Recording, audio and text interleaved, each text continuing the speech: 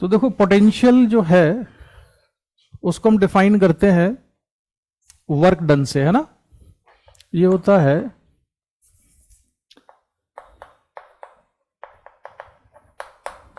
Potential. हम बात कर रहे हैं यहां पर इलेक्ट्रोस्टैटिक पोटेंशियल की। तो इस पोटेंशियल की जो डेफिनेशन है वो ये है कि एक चार्ज है, मान लो पॉइंट चार्ज है Q, और इस पॉइंट चार्ज की वजह से R डिस्टेंस पर मुझे पोटेंशियल निकालना है। यह है पॉइंट A। तो पोटेंशियल निकालने का मतलब यह है कि हम इंफिनिटी से एक यूनिट पॉजिटिव चार्ज को लेके आएंगे। ग्रेविटेशन में आपने पढ़ा होगा कि उसमें हम लेके आते थे यूनिट मास को, और उसको लाने में जो वर्क करना पड़ता था वो वर्क कौन करता था?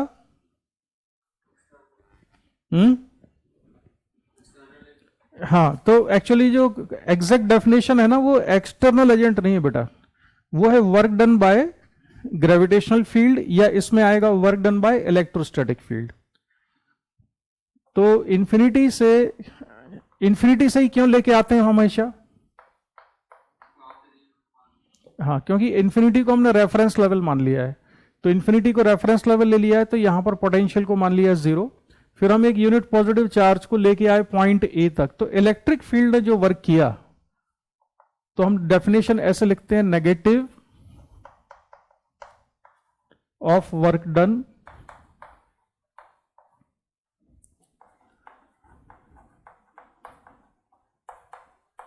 By electrostatic field. Negative of work done by electrostatic field is equal to potential at point A।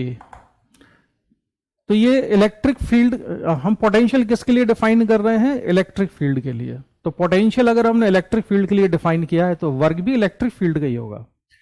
अगर हम ग्रेविटेशनल पोटेंशियल डिफाइन कर रहे हैं तो फिर वर्क भी ग्रेविटेशनल फील्ड का ही होगा। लेकिन जो वर्क होता है फील्ड का, उसको नेगेटिव करते हैं तब वो किसके बराबर होगा? पोटेंशियल के बराबर आएगा, है ना। मैथमेटिकली इसका जो एक्सप्रेशन है वो मैथमेटिकल एक्सप्रेशन तो इस तरह से लिखा जाता है, integration dv equal to minus E dot D are.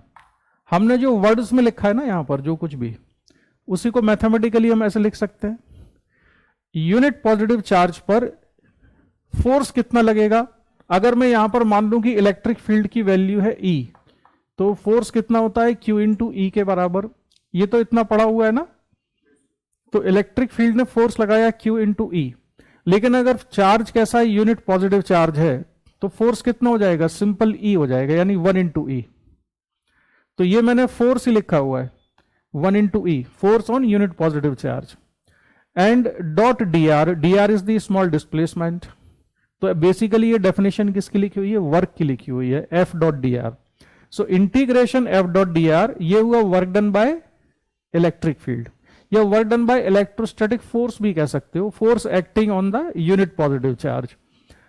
तो work done by electric field he normally कहते हैं यूनिट पॉजिटिव चार्ज पे जब हम निकालते हैं। और उस वर्क को कैसा किया है हमने? नेगेटिव। तो वो किसके बराबर हो गया है?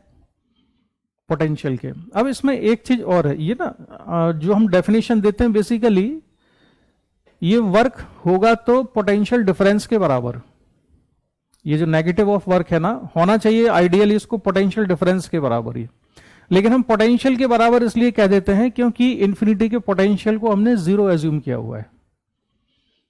अदरवाइज हम इंफिनिटी का पोटेंशियल 0 ना लें तो ये वर्क किसके बराबर आएगा? पोटेंशियल डिफरेंस के बराबर। मैं अगर इसकी लिमिट लिखूंगा, तो अगर मैं R को लिखता हूं इंफिनिटी, तो इसका पोटेंशियल हम क्या लिख लेते हैं? 0 लिख लेते हैं। और अगर मैंने यहां पर लिमिट लिखी R, तो इसका पोटेंशियल लिखा V। तो यहां पर मैंने एज्यूम कर लिया है कि इंफिनिटी पर पोटेंशियल कितना है? 0 है। इसलिए यहां पर हम पोटेंशियल डिफाइन कर रहे हैं इस पॉइंट पर। अदरवाइज एक पॉइंट से दूसरे पॉइंट तक चार्ज को मूव कराने में इलेक्ट्रिक फील्ड ने जो वर्क किया, उस वर्क को हम नेगेटिव करेंगे तो उन दोनों पॉइंट्स के बीच का पोटेंशियल डिफरेंस ही निकलेगा, पोटेंशियल नहीं निकलेगा। हमेशा पोटेंशियल डिफरेंस ही निकलता है। तो इंफिनिटी और पॉइंट ए का ये पोटेंशियल डिफरेंस है। लेकिन हमने इंफिनिटी को रेफरेंस लेवल ले लिया है, इसलिए हम इसको क्या कह रहे हैं कि ये क्या है? पोटेंशियल है। Got it? ठीक है, तो इस तरह से डिफाइन करते हैं। अच्छा देखो, कई बार ना एग्जाम में इसका डेरिवेशन भी आता है तो डेरिवेशन तो तुम कर लोगे, लेकिन मैं एक छोटी सी चीज तुमसे पूछूंगा अभी इसके डेरिवेशन में। मेरे एक स्टूडेंट से ना केवीपीवाई के एग्जाम में ये पूछा था कि वर्क डन एक्सटर्नल एजेंट का होता है कि नेगेटिव का होता है। फिर उन्होंने उससे इंटरव्यू की बात करो, इंटरव्यू में उन्होंने डेरिवेशन में पूछा कि ये तुम इसको प्रूव करके दिखा सकते हो। तो मैं देखता हूं तुम उसमें कितना ठीक करते हो। इस पॉइंट का जो पोटेंशियल होता है उसका हम डेरिवेशन करने वाले हम क्या करेंगे कि किसी आर्बिट्रेरी डिस्टेंस x पर हमने मान लिया कि ये है यूनिट पॉजिटिव चार्ज, और इस पर लगने वाला जो फोर्स है वो फोर्स कितना हो जाएगा? फोर्स हो जाएगा k इंटू ये वाला charge q upon x square. ये तो है इलेक्ट्रिक फील्ड, और 1 इंटू फोर्स कर दिया, ठीक है, सॉरी 1 इंटू फील्ड कर दिया, q इंटू ई कर दिया हमने। ये था q, ये है इलेक्ट्रिक फील्ड, तो ये फोर्स आ गया इस पर। अब हम क्या करते हैं, इसको डिस्प्लेस करेंगे। तो ये इसकी पोजीशन थी x, इसके बाद हमने छोटा सा डिस्प्लेसमेंट किया इसमें, और ये डिस्प्लेसमेंट कितना है? dx के बराबर। पहले ये यहां पर था, फिर यहां ले आए। तो इसमें वर्क डन कितना लिखेंगे हम? Integration dv equal to minus E, तो इसको हम लिखते हैं मॉडुलस ऑफ ई, लिखूंगा मैं यहां से। फिर इसको लिखा मैंने modulus of D R into cos theta. अब ये वैल्यू सब्स्टिट्यूट करनी है जरा। Integration dv equal to minus E, कितना लिखूं? तो देखो ये तो मॉड है ई का, ये डॉट प्रोडक्ट ओपन किया मैंने, तो ई का जो मॉडुलस है ये कितना हो जाएगा? के क्यू अपॉन एक्स स्क्वायर, और इसको dx लिख लेते हैं। और dx को मैं अभी तुमसे पूछूंगा, कॉस थीटा को क्या लिखेंगे हम? 180 डिग्री या 0 डिग्री?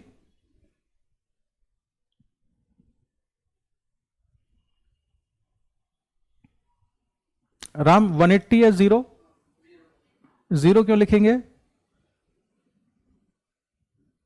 देखो ये जो चार्ज है इसकी वजह से इस चार्ज पर फोर्स किस डायरेक्शन में लगेगा? राइट साइड लगेगा ना, रिपल्सिव फोर्स है, क्योंकि हम इंफिनिटी से लेके आ रहे हैं ना यहां पर। तो हमने स्टार्ट तो किया था यहां से इंफिनिटी से लेके आना, तो इंफिनिटी से जो हम ला रहे थे तो हमने एक रैंडमली एक डिस्टेंस सेलेक्ट कर ली x, किससे? इस वाले चार्ज से। तो ये x डिस्टेंस है यहां पर, है ना, तो ये x है। फिर उसके बाद हमने थोड़ा सा डिस्प्लेस किया चार्ज पार्टिकल को यहां पर, तो ये हो गया dx, ये छोटा सा डिस्प्लेसमेंट। तो फोर्स तो लग रहा था राइट साइड में और डिस्प्लेसमेंट हुआ है लेफ्ट साइड में, तो ये एंगल तो 180 डिग्री होगा ना।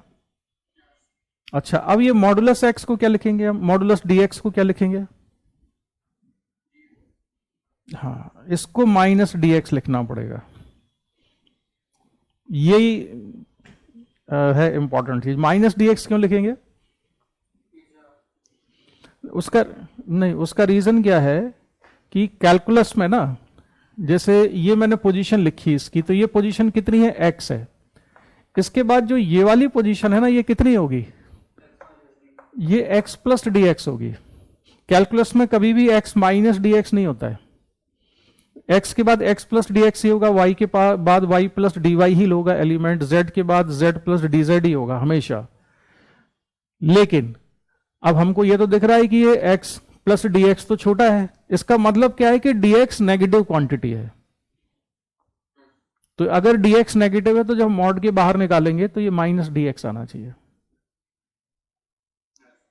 तो अब जब डेरिवेशन तुम पढ़ोगे स्कूल में तो मैक्सिमम लोग क्या करते हैं, एक तो इसमें मिस्टेक करते हैं और एक इसमें, तो फाइनली उनका आंसर सही हो जाता है, क्योंकि दो गलती ऑलरेडी हो जाती है, इसका माइनस और इसका माइनस, वो दोनों नहीं लेते।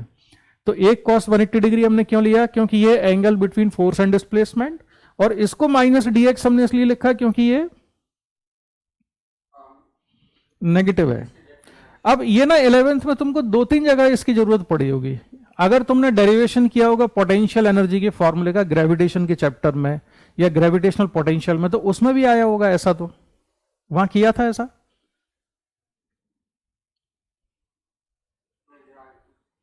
या हम कंटेनर के एम्प्टी होने में टाइम कितना लगेगा, वो टाइम कैलकुलेट किया था फ्लूइड मैकेनिक्स में।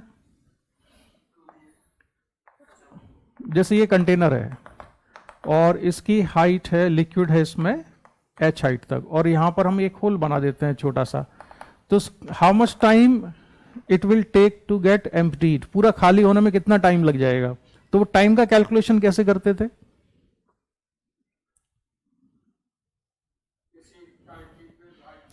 हाँ, हम मान लेते हैं किसी इंस्टेंट पर इसकी फ्री सरफेस की जो हाइट है वो कितनी है, y है, और फिर थोड़ी देर बाद हम क्या मानते हैं कि ये कितना है? नहीं, y plus D why he होगा। ये कैलकुलस में y के बाद y प्लस डी वाई नहीं होता कभी, y माइनस डी वाई नहीं होता, y plus D why he होगा। लेकिन इसमें डी वाई कैसा है? नेगेटिव है। तो इसमें area of cross section A मान लिया, तो इसमें चेंज कितना आएगा वॉल्यूम में? A D Y. और राइट साइड में जो लिक्विड बाहर निकलेगा छोटे से टाइम dt में, वो कितना होगा? इसका अगर हमने एरिया मान लिया a के बराबर है, तो ये कितना होगा? एवी dt के बराबर, वॉल्यूम इक्वल हो गए। लेकिन ये देखो, इसमें area of cross section whole का a और जो वेलोसिटी है यहां पर v, ये dt टाइम में हमने वेलोसिटी को कैसा माना है? कांस्टेंट माना है। तो एवी dt ये सारा पॉजिटिव है, एवी पॉजिटिव है, वी भी पॉजिटिव है और dt भी पॉजिटिव है।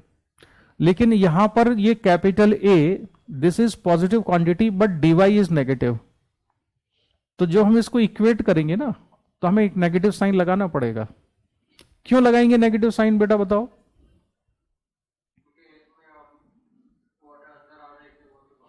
नहीं नहीं नहीं नहीं, ये मैथमेटिक्स की चीज सिंपल, कि अगर बैलेंस करनी है दोनों साइड, तो या तो दोनों पॉजिटिव होनी चाहिए ये, या दोनों ही नेगेटिव होनी चाहिए। एक पॉजिटिव चीज नेगेटिव के बराबर नहीं हो सकती। तो ये है पॉजिटिव, तो इसको भी पॉजिटिव बनाना पड़ेगा। तो पॉजिटिव बनाने के लिए क्या करेंगे? हम नेगेटिव साइन लगाएंगे। तो अब ये पॉजिटिव है बिकॉज dy इज नेगेटिव, मैंने माइनस साइन लगा दिया, अब ये पॉजिटिव हुआ। या फिर माइनस साइन मैं यहां लगा दूं तो राइट साइड भी नेगेटिव हो जाएगी, लेफ्ट साइड तो ऑलरेडी नेगेटिव हो जाएगी। ये क्लियर हुआ कि नहीं? ये बात है ना? तो इसका ध्यान रखना, इसको जब सॉल्व करते हैं कि अच्छा, जब तुम इसको इंटीग्रेट करोगे ना, तो जब ये नेगेटिव साइन लोगे तभी आंसर सही आएगा, अदरवाइज नेगेटिव साइन लास्ट तक चलेगा और वो एलिमिनेट ही नहीं होगा। तो यहां पर भी ये नेगेटिव साइन आता है, एक ग्रेविटेशन वाले चैप्टर में भी आता है, पोटेंशियल एनर्जी के डेरिवेशन में, पोटेंशियल के डेरिवेशन में, दोनों में ये वाली चीज का हमें ध्यान रखना पड़ता है कि y के बाद y plus D why he लिखा जाएगा, माइनस डी वाई नहीं लिखते, डी वाई नेगेटिव क्वांटिटी है, ऐसे करते हैं। ठीक है, चलो खैर, यही मुझे तुम्हें बताना था इसमें कि मैक्सिमम जगह पर इसमें कर देते हैं थोड़ी गड़बड़। तो अब हम देखो इसमें लिमिट रखने वाले हैं। तो x की जो वैल्यू है, इनिशियल वैल्यू कितनी रखी हमने? इन्फिनिटी। तो वहां पोटेंशियल कितना था? 0 था। और x की वैल्यू को मैं लिखता हूं r। इसमें हमने x का मेजरमेंट कहां से कर रहे हैं? x का मेजरमेंट कर रहे हैं हम यहां से, ये कोऑर्डिनेट सिस्टम का ओरिजिन हुआ हमारे लिए। तो x की वैल्यू इनिशियल कितनी है? इन्फिनिटी है। फाइनली मैं इस चार्ज पार्टिकल को यहां तक ले आया, पॉइंट A तक। तो पॉइंट A पर अगर मैं चार्ज पार्टिकल को ले आया तो ये डिस्टेंस कितनी हो जाती है? r। x की वैल्यू r के बराबर, तो x इक्वल टू r, और यहां पोटेंशियल की वैल्यू कितनी है? v है। अब इसको कैलकुलेट अगर हम करें तो v इक्वल टू आ जाएगा kq अपॉन r के बराबर। तो ये पोटेंशियल का फॉर्मूला है kq बाई r। k तो मालूम ही है 1/4 पाई एप्सिलॉन नॉट होता है। इसमें क्लैरिटी, इसमें कोई डाउट तो नहीं कहीं पर? ठीक है। तो दूसरा, ये जो फॉर्मूला है ना पोटेंशियल का, ये केवल पॉइंट चार्जेस के लिए एप्लीकेबल है, क्योंकि हमने इलेक्ट्रिक फील्ड जो यूज की है के क्यू बाई आर स्क्वायर, जो फोर्स यूज किया है, ये पॉइंट चार्जेस के लिए एप्लीकेबल होता है केवल। तो ये फॉर्मूला भी पोटेंशियल का पॉइंट चार्जेस के लिए एप्लीकेबल होगा। ठीक है, अच्छा, अब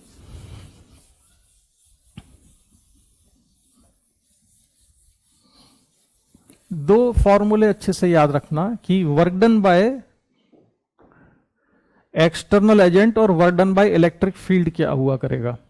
जैसे एक पॉइंट है ए और एक पॉइंट है बी, ए और बी दो पॉइंट्स हैं, और एक चार्ज पार्टिकल को हम पॉइंट बी से लेके आते हैं ए तक। यहां का पोटेंशियल है वी बी और यहां का पोटेंशियल है वी ए के बराबर। तो work done by electric field, इस चार्ज को मूव कराने में इलेक्ट्रिक फील्ड ने जो वर्क किया है वो वर्क किसके बराबर होना चाहिए? वो होगा हाँ Q इंटू फाइनल है V A minus V B, यही बताया ना बेटा? अच्छा, इसमें थोड़ा सा एक्सप्लेन करोगे इसको, V A minus V B क्यों किया है, V B minus V A क्यों नहीं किया?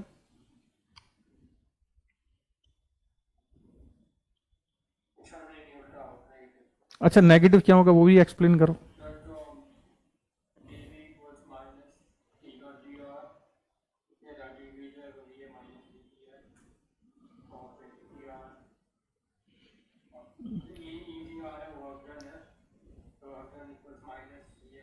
हाँ, चलो हम एक ऐसा करते हैं, मान लेते हैं कि इलेक्ट्रिक फील्ड की डायरेक्शन किधर है, यहां पर है, राइट साइड में है इलेक्ट्रिक फील्ड, ठीक है।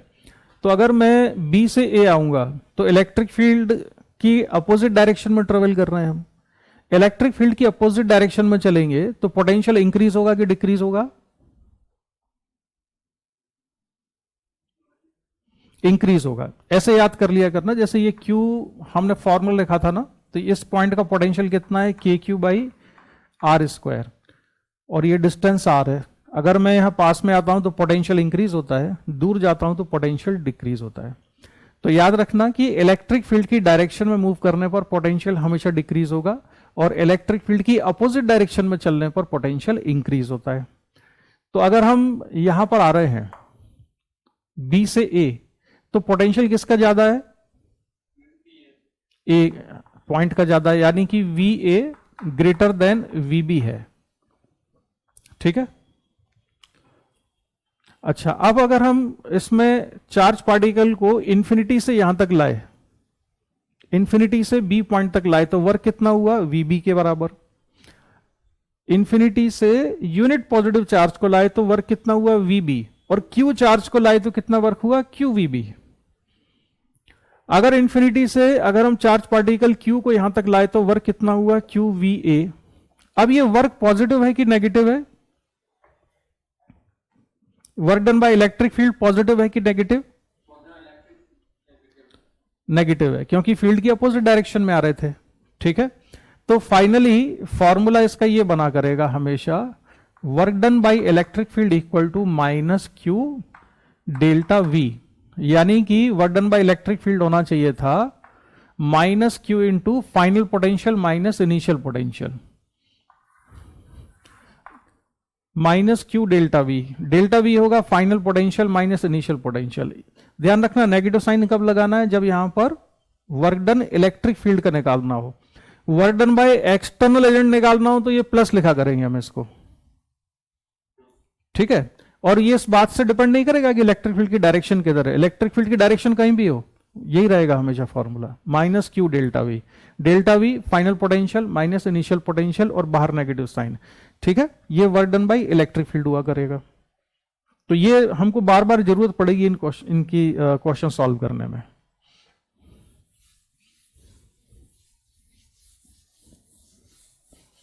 पोटेंशियल स्केलर क्वांटिटी है, इसकी डायरेक्शन तो होती नहीं है ना। तो इसलिए ना इसके क्वेश्चन सॉल्व करना बड़ा आसान होता है पोटेंशियल के। इलेक्ट्रिक फील्ड में देखो, मैंने ना अभी इलेक्ट्रिक फील्ड, तो मुझे लग रहा है तुम खुद कर लोगे। जैसे मैंने ये नहीं बताया तुमको कि एक लाइन चार्ज है, तो इस लाइन चार्ज की वजह से परपेंडिकुलर डिस्टेंस आर पर इलेक्ट्रिक फील्ड कितना होता है, ये तो पढ़ा हुआ है, तुम पढ़, है ना। तो ये मैं तुमको नहीं करा रहा हूं। लेकिन अगर हमको ये दिया हो कि ये हाफ रिंग है, इस हाफ रिंग की वजह से जो कि यूनिफॉर्मली चार्ज है, रेडियस इसका आर के बराबर है, यहां पर इलेक्ट्रिक फील्ड का फॉर्मूला निकालते हैं तो हमें इंटीग्रेट करना पड़ता है एलिमेंट लेके, हाँ। लेकिन अगर पोटेंशियल निकालना हुआ तो कितना जाएगा? के क्यू बाई आर, क्योंकि डायरेक्शन देखना नहीं है और सारा चार्ज सेम डिस्टेंस पर है। और अगर ये चार्ज का डिस्ट्रीब्यूशन नॉन यूनिफॉर्म होगा तब भी ये फॉर्मूला वैलिड है, के क्यू बाई आर के बराबर, है ना। ठीक है, तो ये पोटेंशियल वाली जो चीजें हैं इसमें को सॉल्व करना बहुत आसान होगा। अब एक चीज बताओ बेटा, तुमने सॉलिड एंगल पढ़ा हुआ है थोड़ा बहुत?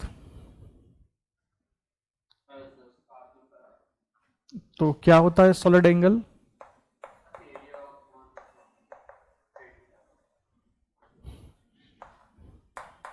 हाँ, कितना? एरिया अपॉन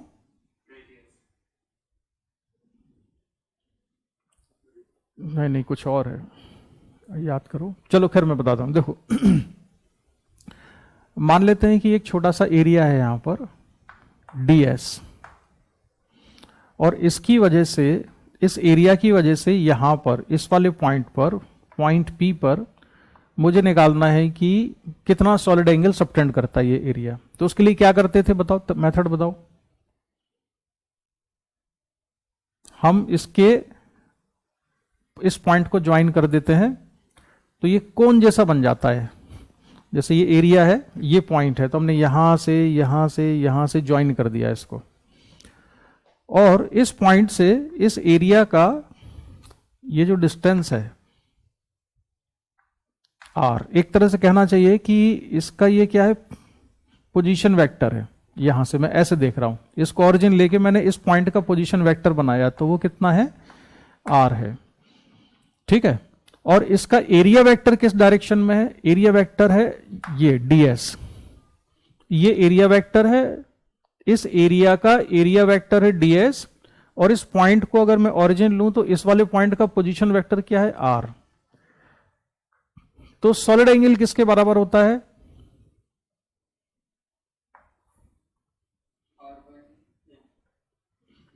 तुमने एरिया बोला था, याद करो, area ds dot r cap upon r square के बराबर।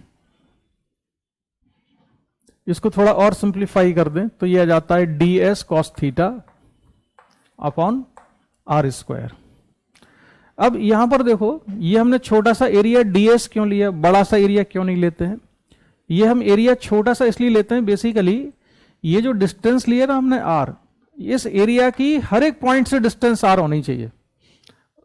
सॉरी, इस पॉइंट से एरिया का हर एक पॉइंट सेम डिस्टेंस r पर होना चाहिए, जबकि ये वाला जो पॉइंट है, ये वाली जो डिस्टेंस है, ये तो इस r के बराबर नहीं होगी। ये डिस्टेंस अलग है, ये डिस्टेंस अलग है। तो हमने ये मान लिया कि area ds is so small, ये इतना छोटा सा है एरिया कि हर पॉइंट की जो डिस्टेंस है वो r के ही बराबर है, तब ये सॉलिड एंगल है। लेकिन अगर ये एरिया बहुत छोटा सा ना हो तो क्या करते हैं हम? तो हम क्या करते हैं कि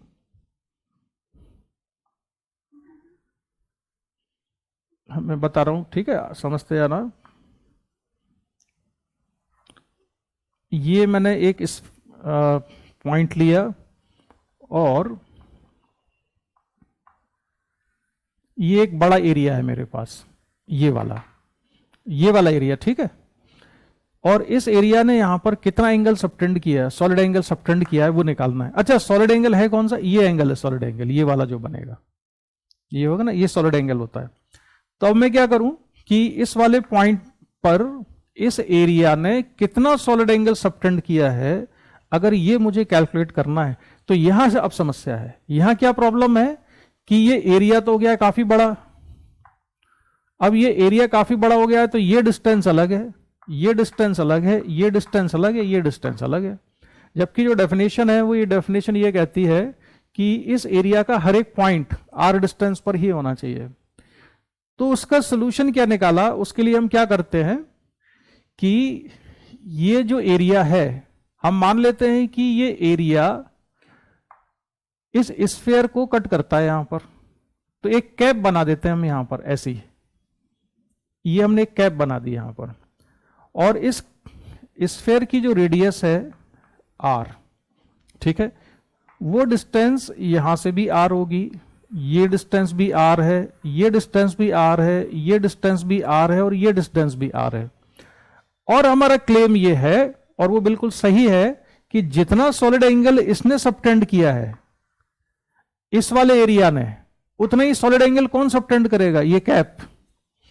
अगर एक स्फीयर का ये सेक्शन है, एक सेक्शन है ये स्फीयर का, कैप जैसी बन गई है ना ये, तो एक इस कैप ने जो एंगल सॉलिड एंगल सबटेंड किया होगा, मतलब ऐसे समझ रहे हो, ये एक स्फीयर का हिस्सा है कोई, और इसका सेंटर ऑफ कर्वेचर मान लो ये है, तो जितना सॉलिड एंगल ये एरिया सबटेंड करेगा इसका, वही सॉलिड एंगल कौन सबटेंड कर देगा, ये फ्लैट एरिया, ये वाला। समझ में आ रहा है? ये सॉलिड एंगल दोनों का सेम होगा, इस वाले फ्लैट एरिया का, फ्लैट पोर्शन का, और दूसरा जो स्फीयर का, जो ये वाला सरफेस का एरिया है ऊपर का। तो ये सरफेस स्फीयर क्यों बनाया हमने, उसका रीजन क्या है, स्फीयर क्यों लिया?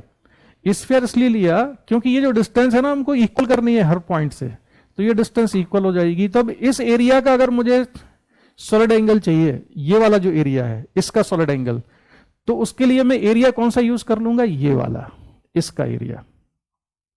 ठीक है, तो इसका एरिया लिखूंगा मैं और इसकी रेडियस लिखूंगा। अच्छा, अब यहां पर तो एक बड़ी अच्छी बात यह भी हो गई है कि एंगल कितना आएगा इसमें, 0 डिग्री आएगा। 0 डिग्री इसलिए आएगा क्योंकि मैं कोई भी एक एलिमेंट ले लूं, इसका कोई सा भी पोजीशन वेक्टर बनाऊं, सारे के सारे एरिया वेक्टर के और पोजीशन वेक्टर कैसे आएंगे, पैरेलल आएंगे। ये जो पोजीशन वेक्टर आएगा और एरिया वेक्टर आएगा ये सेम डायरेक्शन में आएगा, तो ये एंगल कितना हो जाएगा, यहां पर 0 हो जाएगा। ठीक है, तो ये ds cos theta upon R square, generally तुमने इतना ही पढ़ा होगा इसको, लेकिन उसका मीनिंग अब तुमको थोड़ा सा ज्यादा क्लियर हुआ होगा कि एक्चुअल में हम ऐसा लिखते हैं ds dot R upon R square. ये डॉट प्रोडक्ट इसलिए लिखते हैं क्योंकि कई बार ऐसा भी हो सकता है कि ये जो एरिया है ऐसा, और मुझे निकालना है सॉलिड एंगल इस वाले पॉइंट पर, तो मैं जब इसको ज्वाइन करूंगा इधर, तो इसका जो पोजीशन वेक्टर है वो पोजीशन वेक्टर तो जाएगा यहां और एरिया वेक्टर जाएगा यहां, इसका एन कैप, तो जो एंगल आएगा थीटा मुझे वो लेना पड़ेगा। आए समझ में? तो इसलिए ये डॉट प्रोडक्ट हम यहां पर लेते हैं। अब ये हम पढ़ने क्यों लगे सडनली, मैं तुम्हें अभी उसका रीजन बताता हूं, सॉलिड एंगल क्यों पढ़ने लगे। अच्छा, तुमने relation between solid angle and plane angle पढ़ लिया था? नहीं, कोई बात नहीं, अभी बताता हूं। ये तुमको एक चीज याद होगी इसमें, जैसे कि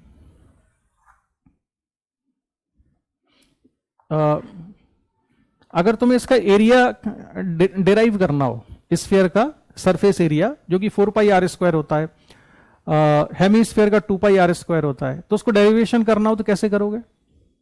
एरिया का कैलकुलेशन कैसे करते थे?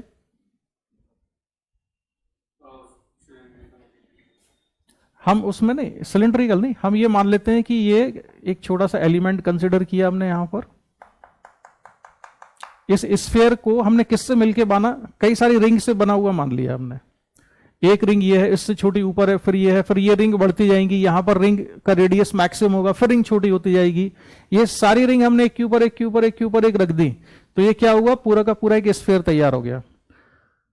तो अब यहां से इसको मैंने ज्वाइन किया, तो ये एंगल मान लो थीटा है, और जो छोटा सा एलिमेंट है इस रिंग का, ये जो छोटा सा एरिया आया, ये कितना एंगल सबटेंड करता है यहां पर, डी थीटा।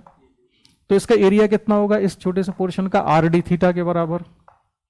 ठीक है, तो इस रिंग के सरफेस का एरिया क्या लिखूंगा मैं, अगर इसका रेडियस मैंने मान लिया स्फीयर का आर, तो रिंग का रेडियस कितना हुआ बेटा, ये रेडियस कितना हो, आर साइन थीटा हो जाएगा। तो ये आर साइन थीटा, तो इसका सरकमफेरेंस कितना होगा, very good, 2 pi R sine theta हो जाएगा। तो ये सरकमफेरेंस हो गया, और थिकनेस कितनी है इसकी, आर डी थीटा। तो ये कितना हुआ, 2 pi R square sine theta D theta के बराबर। ठीक है, अगर तुम इसको इंटीग्रेट करो, ये थीटा यहां से यहां तक, मैं हेमीस्फीयर के लिए सॉल्व करना चाहता हूं, तो हेमीस्फीयर के लिए थीटा कहां से कहां तक वेरी कराना पड़ेगा, 0 से, ये रिंग यहां से स्टार्ट होगी ना, रिंग यहां से स्टार्ट होगी, देखो जब थीटा 0 होगा तो रिंग बिल्कुल यहां पर है छोटी सी, यस, तो 0 से पाई बाई 2 आएगा ये, तो 0 से पाई बाई 2, तो इंटीग्रेट करने पर ये कितना आएगा, 2 पाई आर स्क्वायर इंटू ये होगा माइनस कॉस थीटा, और 0 से पाई बाई 2, तो सॉल्व करने पर ये पाई बाई 2 रखेंगे तो 0 हो जाएगा, और 0 पर 1 हो जाएगा, और ये माइनस माइनस प्लस है ना, तो ये कितना आया 2 पाई आर स्क्वायर। तो ये एरिया कैलकुलेट कर लिया मैंने। तो अब मैं तुम्हें बता क्या रहा हूं, मान लो कि ये जो एरिया है मुझे ना तो हेमिस्फीयर का निकालना है, मुझे as a function of theta चाहिए। तो मैं यहां लिमिट चेंज करके इसको कितना लिख देता हूं, बस थीटा तक। ठीक है, हेमिस्फीयर का तो मैंने इसलिए बताया कि तुम्हें भरोसा हो जाए कि एरिया निकल आता है। तो चलो ये कितना हो जाएगा 2 पाई आर स्क्वायर इंटू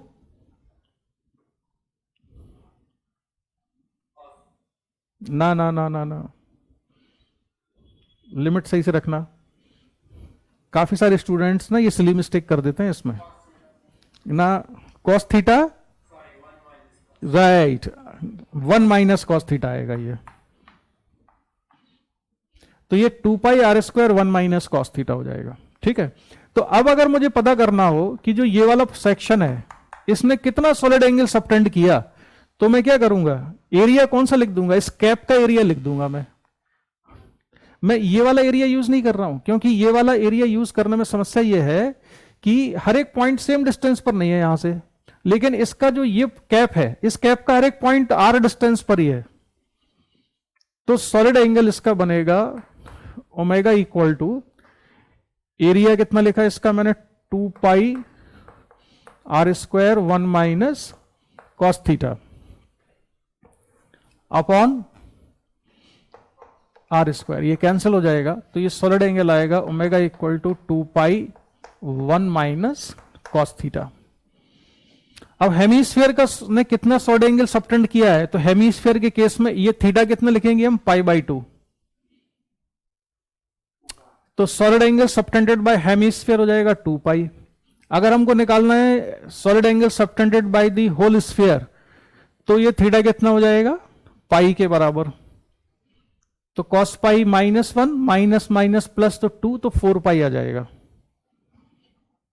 तो यहां से हम ये भी पढ़ते हैं कि कोई भी क्लोज सरफेस होगा, एनी क्लोज सरफेस, तो जैसे ये क्लोज सरफेस ले लिया मैंने कोई भी रैंडम शेप का, वो अपने अंदर के किसी भी पॉइंट पर कितना सॉलिड एंगल सबटेंड करेगा, 4 पाई के बराबर। कैसे, ये इसका शेप कुछ भी हो, इसके चारों तरफ में एक छोटा सा स्फीयर बना ही सकता हूं, तो जितना सॉलिड एंगल इसका आएगा इस वाले क्लोज सरफेस का, उतना ही सॉलिड एंगल इस वाले स्फीयर का भी आएगा जो सिमेट्रिकली मैंने लिया। तो कोई भी अगर क्लोज सरफेस है, तो कोई भी क्लोज सरफेस अपने अंदर जो कोई भी पॉइंट होगा, इस पॉइंट इस पॉइंट इस पॉइंट पर, तो कितना सॉलिड एंगल सबटेंड करता है, 4 पाई के बराबर। ठीक है, और ये रिलेशन हो गया, relation between solid angle and plane angle, omega equal to 2 pi into 1 minus cos theta. ठीक है, तो ये तो सॉलिड एंगल से रिलेटेड। कोई चीज तुम्हें पूछना हो तो बताओ इसमें। क्लियर हो गया सॉलिड एंगल का कॉन्सेप्ट पूरा। अब मैं तुमको एक चीज और नहीं बता रहा हूं, उसकी जरूरत पड़ेगी नहीं, कि अगर पॉइंट बाहर होता है तो सॉलिड एंगल कैसे मेजर करते हैं। अगर मैं इसके बाहर लेता कोई पॉइंट क्लोज सरफेस के, तो क्लोज सरफेस वहां पर कितना सॉलिड एंगल सबटेंड करेगा, एक्चुअली वो 0 आएगा। तो मैं अभी वो डिस्कस नहीं कर रहा हूं, है ना, उसकी जरूरत पड़ेगी नहीं अपने को।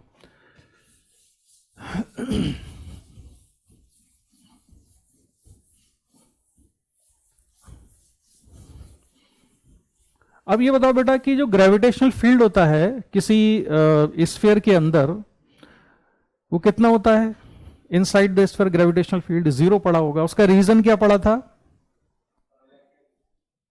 नहीं मैं इलेक्ट्रिक फील्ड की बात नहीं कर रहा, मैं तो पूछ रहा हूं 11th में तुमने जब पढ़ा होगा ना, तो ग्रेविटेशनल फील्ड 0 क्यों होता है वहां पर।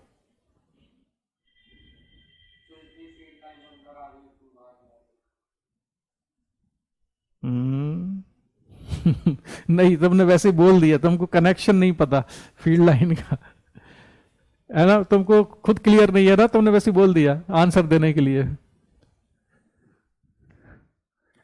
अब पता चलेगा, देखो क्या होता है, चाहे इलेक्ट्रिक फील्ड निकालना हो चाहे ग्रेविटेशनल फील्ड निकालना हो।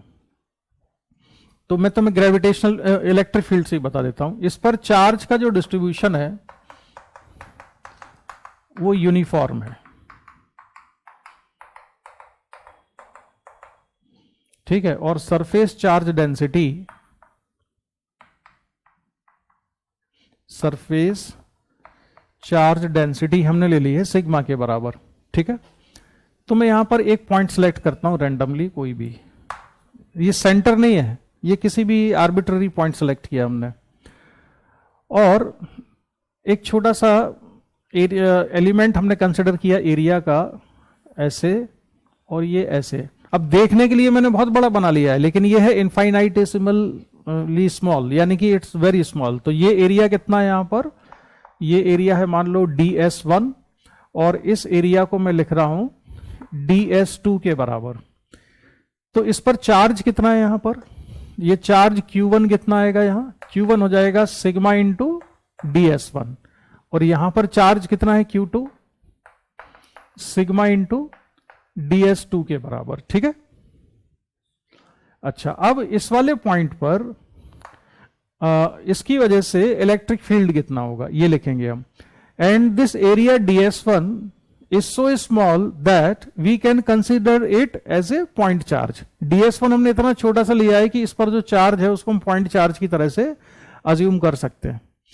तो इसकी वजह से बेटा यहां इलेक्ट्रिक फील्ड कितना लिखूं, मान लो ये डिस्टेंस कितनी है, ये डिस्टेंस है r1, और इस डिस्टेंस को हम मान लेते हैं r2। तो इलेक्ट्रिक फील्ड इस पॉइंट पर, इस पॉइंट को हम नाम दे देते हैं a। तो a पॉइंट पर इलेक्ट्रिक फील्ड कितना है, इसकी वजह से ds1 की वजह से, इस पर जो चार्ज है उस चार्ज की वजह से इलेक्ट्रिक फील्ड कितना होगा, हाँ, तो ये हो जाएगा k into sigma ds1 upon r1 square. और जो E2 आएगा इलेक्ट्रिक फील्ड, वो आएगा k into sigma ds2 r1 square upon ds2 upon r2 square, ठीक है। अब यहां देखो कि ये वाला जो एरिया है और जो ये वाला एरिया है, इन दोनों एरिया ने इस पॉइंट पर जो सॉलिड एंगल सबटेंड किया है, वो सॉलिड एंगल कैसा होगा, सेम होगा। ये सॉलिड एंगल कैसा आएगा, इन दोनों की वजह से सेम आएगा, ठीक है। तो इसकी वजह से सॉलिड एंगल कितना है पॉइंट ए पर, सॉलिड एंगल होगा ds1 अपॉन r1 स्क्वायर, और इसकी वजह से कितना है ds2 अपॉन r2 स्क्वायर। और दोनों सॉलिड एंगल कैसे इक्वल है, तो अगर हम यहां पर देखें ये ds1 r1 स्क्वायर और ds2 अपॉन r2 स्क्वायर, अगर इसको हम चेक करें तो ये जो क्वांटिटी है ds1 अपॉन r1 स्क्वायर और ds2 अपॉन r2 स्क्वायर, ये कैसी है, इक्वल है। और k सिग्मा तो सेम है ही दोनों में। इससे क्या पता चला, इसका मतलब ये है कि modulus of E1 equal to modulus of E2, दोनों का मॉडुलस कैसा है, इक्वल है। और दोनों इलेक्ट्रिक फील्ड की डायरेक्शन इस पॉइंट पर कैसी होगी राम, अपोजिट है। तो इन दोनों चार्जेस की वजह से नेट इलेक्ट्रिक फील्ड कितना होगा पॉइंट ए पर, 0। अब ये तो हमने कोई से भी रैंडमली दो पॉइंट्स के लिए लिया था। अगर हम यहां पर कोई भी एक एलिमेंट ले लें तो उसके अपोजिट एक एलिमेंट जरूर ऐसा होगा जिसकी वजह से इलेक्ट्रिक फील्ड किस उस पॉइंट पर कैसे हो रही होगी, कैंसिल हो रही होगी। इसलिए नेट इलेक्ट्रिक फील्ड कैसा आएगा इसके अंदर, 0। तो नेट इलेक्ट्रिक फील्ड मिलेगा हमको इसमें 0 के बराबर। इसमें कोई डाउट? तो अब यहां पर देखो इलेक्ट्रिक फील्ड 0 होने का रीजन यहां पर यह नहीं है कि ये कंडक्टिंग है या नॉन कंडक्टिंग है, ये मैटर नहीं करता। मैटर ये करता है कि चार्ज का डिस्ट्रीब्यूशन कैसा होना चाहिए, यूनिफॉर्म। अगर चार्ज का डिस्ट्रीब्यूशन यूनिफॉर्म है यानी सिग्मा हर जगह पर कैसा है, सेम है, ठीक है, तो ये ds1 अपॉन r1 स्क्वायर और ds2 अपॉन r2 स्क्वायर तो सेम आने ही आना है। सिग्मा भी अगर सेम हो गया तो नेट इलेक्ट्रिक फील्ड 0 हो जाएगी। तो मैं कोई भी पॉइंट सेलेक्ट कर लूं, अगर मैं यहां पर एक पॉइंट यहां पर ले लेता हूं तो इस वाले एलिमेंट की वजह से, इस वाले एलिमेंट की वजह से जितनी इलेक्ट्रिक फील्ड होगी यहां पर, उतनी ही इलेक्ट्रिक फील्ड यहां वाले एलिमेंट की वजह से मिलेगी। दोनों का मैग्नीट्यूड सेम होगा, डायरेक्शन अपोजिट होगी और ये कैंसिल हो जाएगी। तो नेट इलेक्ट्रिक फील्ड इसलिए हमेशा कैसी होती है, यहां पर 0 होती है। ठीक है, क्लियर हो गई ये बात? तो अगर ये नॉन कंडक्टिंग स्फीयर है, नॉन कंडक्टिंग स्फीयर है, लेकिन डिस्ट्रीब्यूशन ऑफ चार्ज इस पर कैसा हो, यूनिफॉर्म हो, तो यहाँ इलेक्ट्रिक फील्ड कितना होगा, जीरो होगा। अगर ये ग्रेविटेशनल फील्ड निकालते हैं हम और ये चार्ज ना हो कि ये मास ले लें हम यहां पर, तब भी ग्रेविटेशनल फील्ड को भी हम ऐसे ही प्रूव कर सकते हैं कि जीरो आएगी। बस उसमें कंडीशन क्या होगी कि मास डेंसिटी, जो सरफेस पर मास डेंसिटी है वो कैसी होनी चाहिए, यूनिफॉर्म होनी चाहिए। ठीक है, जैसे इसमें चार्ज डेंसिटी यूनिफॉर्म थी, उसमें मास का डिस्ट्रीब्यूशन यूनिफॉर्म होना चाहिए, नेट ग्रेविटेशनल फील्ड जीरो मिलेगी। ठीक है, तो एक पॉइंट ये हो गया।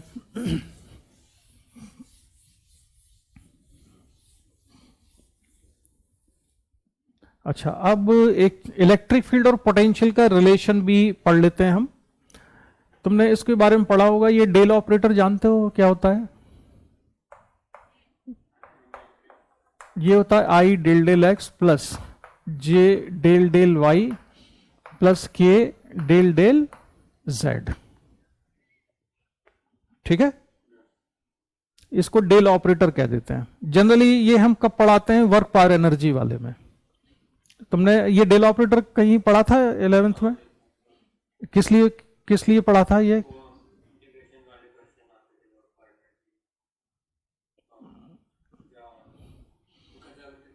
हाँ, कंजर्वेटिव फोर्स की डेफिनेशन क्या, मतलब उसको मैथमेटिकली कैसे पता चलेगा कोई फोर्स कंजर्वेटिव है कि नहीं? डेल्टा या फील्ड, कोई भी फील्ड कंजर्वेटिव है कि नहीं, वो कैसे चेक करते हैं? उस डेल्टा डॉट ई कैसा होना चाहिए, जीरो होना चाहिए। डेल्टा डॉट ई या डेल्टा क्रॉस ई? क्रॉस, वेरी गुड भाई। जो क्रॉस होता है ना, इसको वैसे हमें जरूरत नहीं है, इसको ग्रेजुएशन तुम पढ़ोगे, इसको कर्ल कहते हैं, curl of E. Curl of E equal to zero.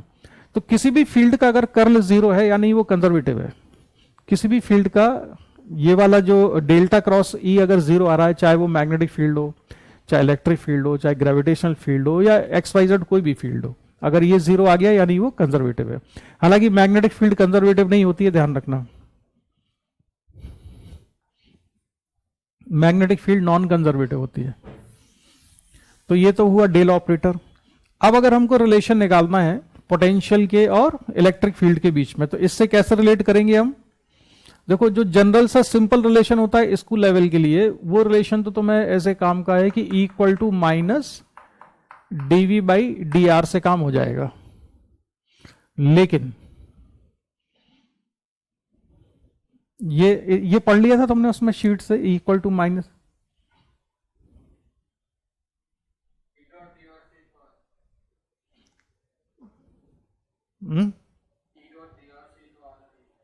हाँ, ई डॉट डी आर से आ रहा है, तो E equal to minus DV by D R. अब अगर मैं लिखना चाहूं डेल्टा से, तो कैसे लिखूंगा?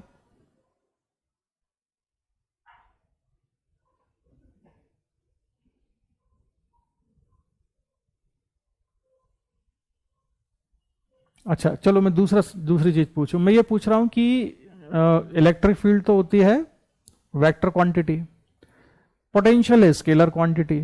तो पोटेंशियल को डिफरेंशिएट किया तो जो इलेक्ट्रिक फील्ड आई, ये किस डायरेक्शन में आई इलेक्ट्रिक फील्ड? हमको कैसे पता चलेगा कि ये कौन सी डायरेक्शन की इलेक्ट्रिक फील्ड है? हाँ, हाँ, जिस डायरेक्शन में हमने पोटेंशियल में चेंज देखा है, हमने पोटेंशियल में चेंज किधर देखा है? Along the R. तो ये इलेक्ट्रिक फील्ड का वो कंपोनेंट निकलेगा which is along the R, जो आर के अलोंग है वो कंपोनेंट निकलेगा। तो अगर हमको अलग अलग कंपोनेंट चाहिए, अगर मुझे ई एक्स चाहिए एक्स कंपोनेंट, तो क्या करना है? माइनस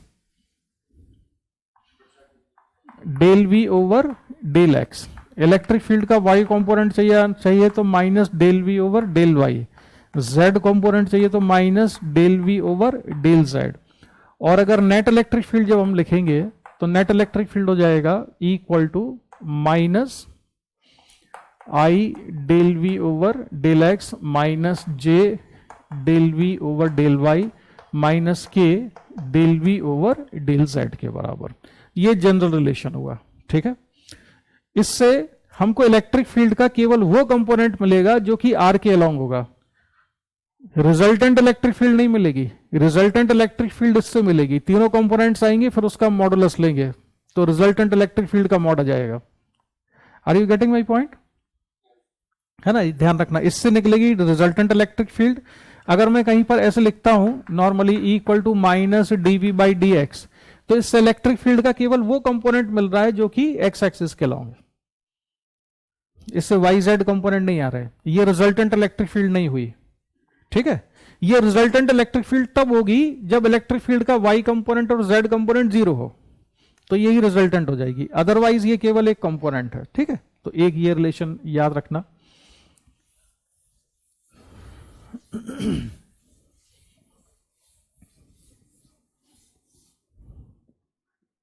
अब आते हैं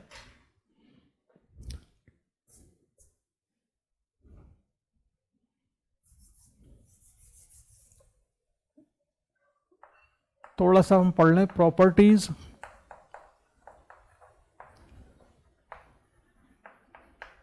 ऑफ कंडक्टर।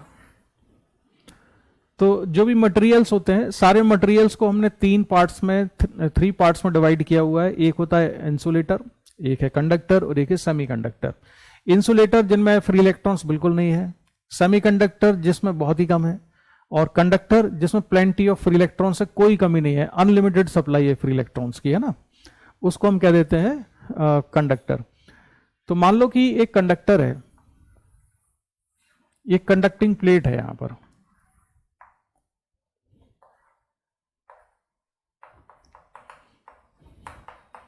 कंडक्टिंग प्लेट, और अभी हमने यहां पर कोई इलेक्ट्रिक फील्ड नहीं लगाई हुई है, तो इसके अंदर नेट इलेक्ट्रिक फील्ड कितना होता है? Zero. E net equal to zero, no external field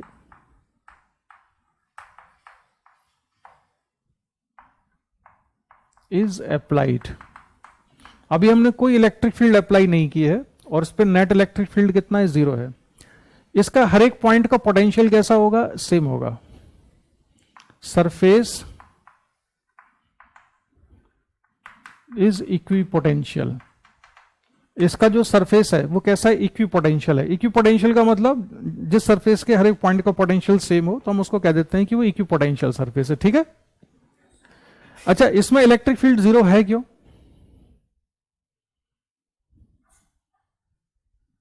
इसलिए जीरो है कि देखो इसमें जो आयन्स होंगे, एटम्स होंगे, वो तो मूव कर नहीं सकते। मूव कौन कर सकते हैं? केवल जो लूजली बाउंडेड इलेक्ट्रॉन्स हैं या फ्री इलेक्ट्रॉन्स हैं।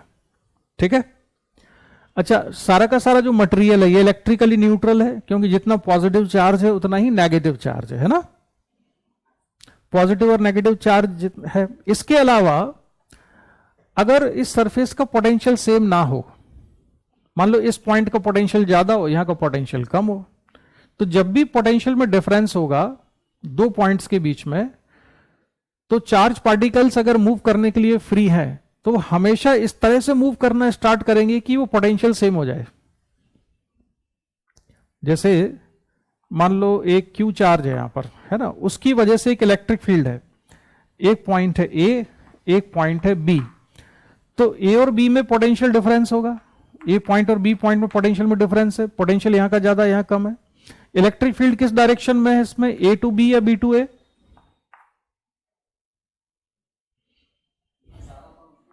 इलेक्ट्रिक फील्ड है ए टू बी,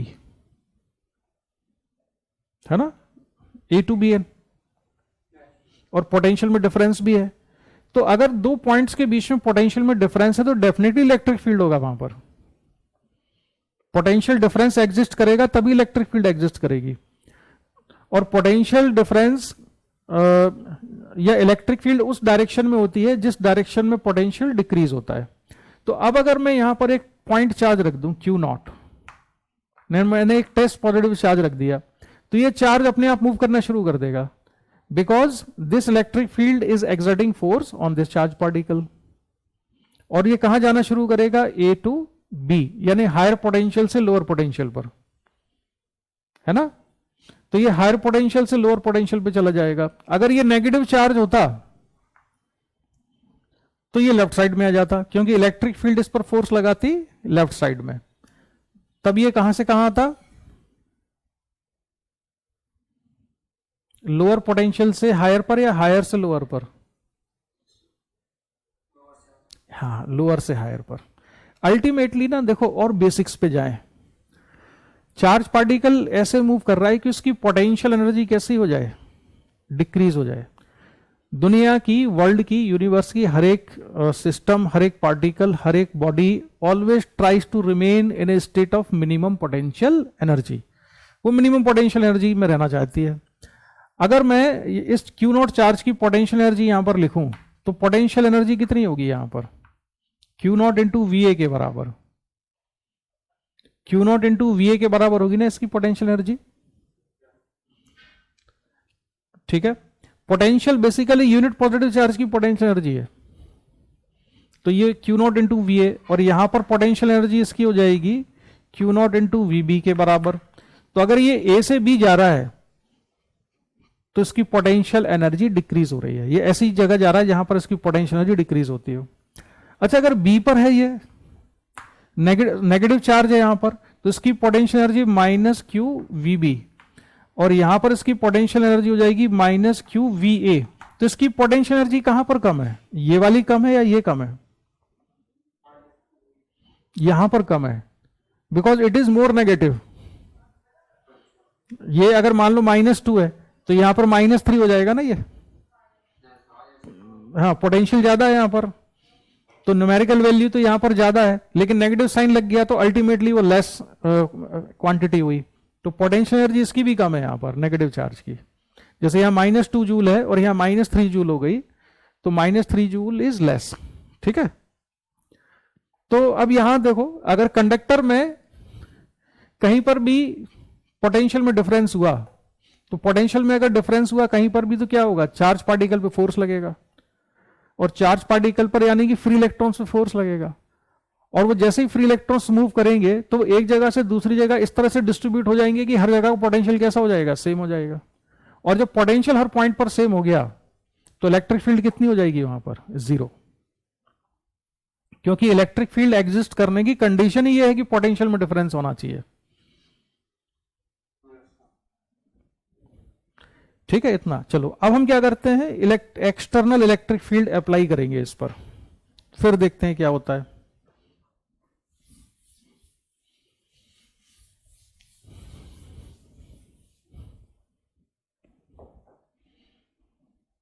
तो अब मैं लगाता हूं इसको जरा,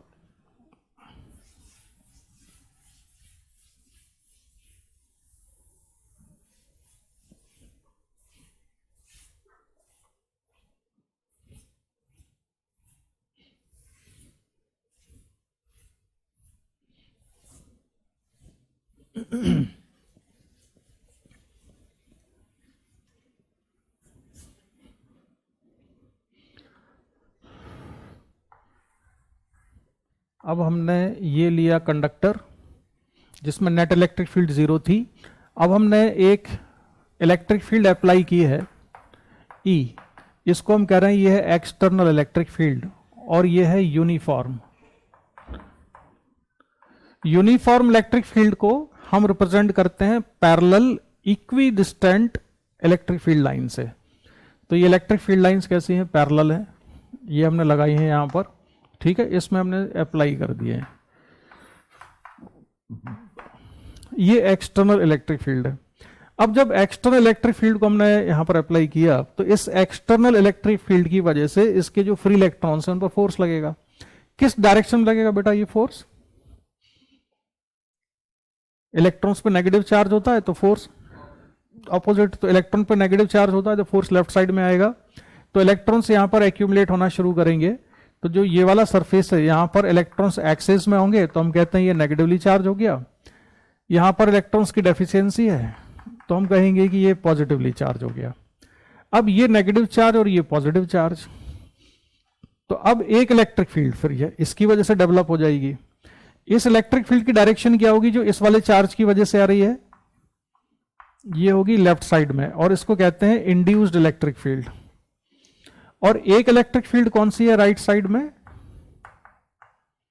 एक्सटर्नल इलेक्ट्रिक फील्ड। तो इसके अंदर जो नेट इलेक्ट्रिक फील्ड है वो इन दोनों का वेक्टर सम होगी, एक्सटर्नल का और इंटरनल इंड्यूस इलेक्ट्रिक फील्ड का। दोनों की डायरेक्शन अपोजिट है, लेकिन ये जो इलेक्ट्रॉन्स का मूवमेंट है ये तब तक चलता रहेगा यहां पर जब तक कि नेट इलेक्ट्रिक फील्ड यहां पर जीरो नहीं हो जाती, या दोनों इलेक्ट्रिक फील्ड का मैग्नीट्यूड इक्वल नहीं हो जाता। तो अगर हम एक्सटर्नल इलेक्ट्रिक फील्ड लगाते हैं तो उसके बाद भी इसके अंदर नेट इलेक्ट्रिक फील्ड कितनी आएगी? जीरो। तो ये कंडक्टर की एक फंडामेंटल प्रॉपर्टी कह सकते हो कि ये कंडक्टर की एक फंडामेंटल प्रॉपर्टी है कि नेट इलेक्ट्रिक फील्ड कैसी होनी चाहिए? जीरो। और उससे भी ज्यादा फंडामेंटल ये कि कंडक्टर का सरफेस कैसा होगा? इक्विपोटेंशियल होगा। ठीक है, ये अभी भी इक्विपोटेंशियल ही है। Surface of the conductor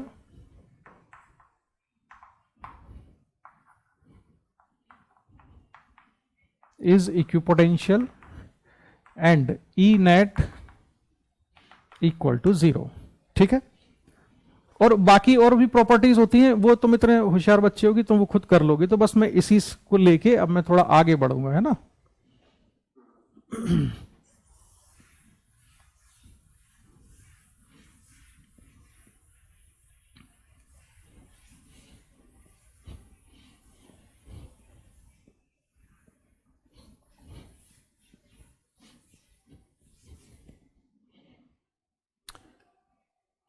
next चीज अब हम डिफाइन करने वाले हैं इलेक्ट्रिक फ्लक्स को।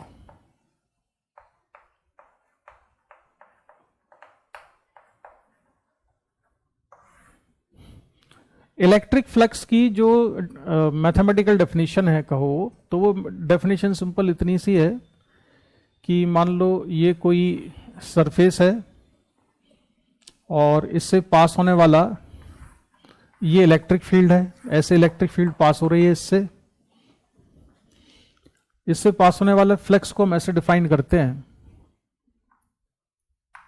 एक छोटा सा एलिमेंट ले लिया इस पर, तो उससे पास होने वाला इलेक्ट्रिक फील्ड है ई डॉट, इलेक्ट्रिक फ्लक्स है ई डॉट डी एस, और टोटल सरफेस से पास होने वाला इंटीग्रेशन ई डॉट डी एस।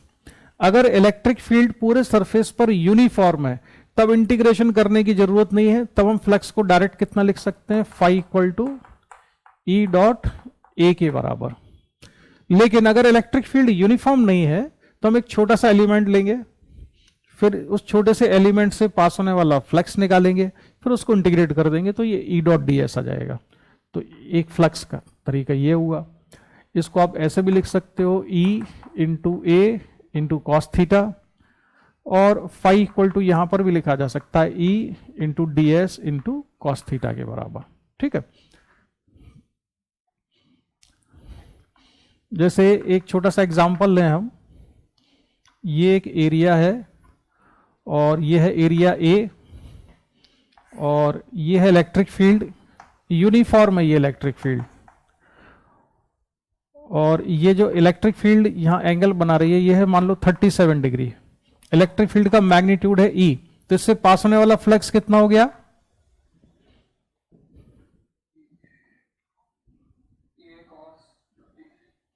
हाँ, तो ये हो जाएगा ई इंटू ए इंटू कॉस 53, क्योंकि एरिया वेक्टर के साथ में एंगल चाहिए होता है ना। वेरी गुड, तो इसमें तुमने गड़बड़ नहीं की।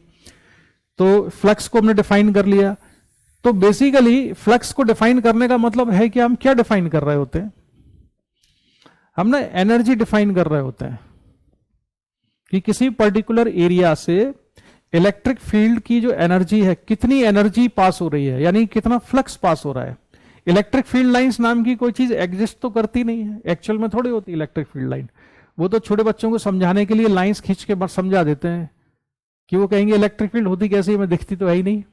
तो उनको हम लाइन खींच खींच के बता देते हैं कि भाई इलेक्ट्रिक फील्ड लाइंस बना दी और प्रॉपर्टीज बता दी उसकी, ये इलेक्ट्रिक फील्ड होती है। तो विजुअल इफेक्ट देने के लिए हमने इलेक्ट्रिक फील्ड लाइंस को बनाया है।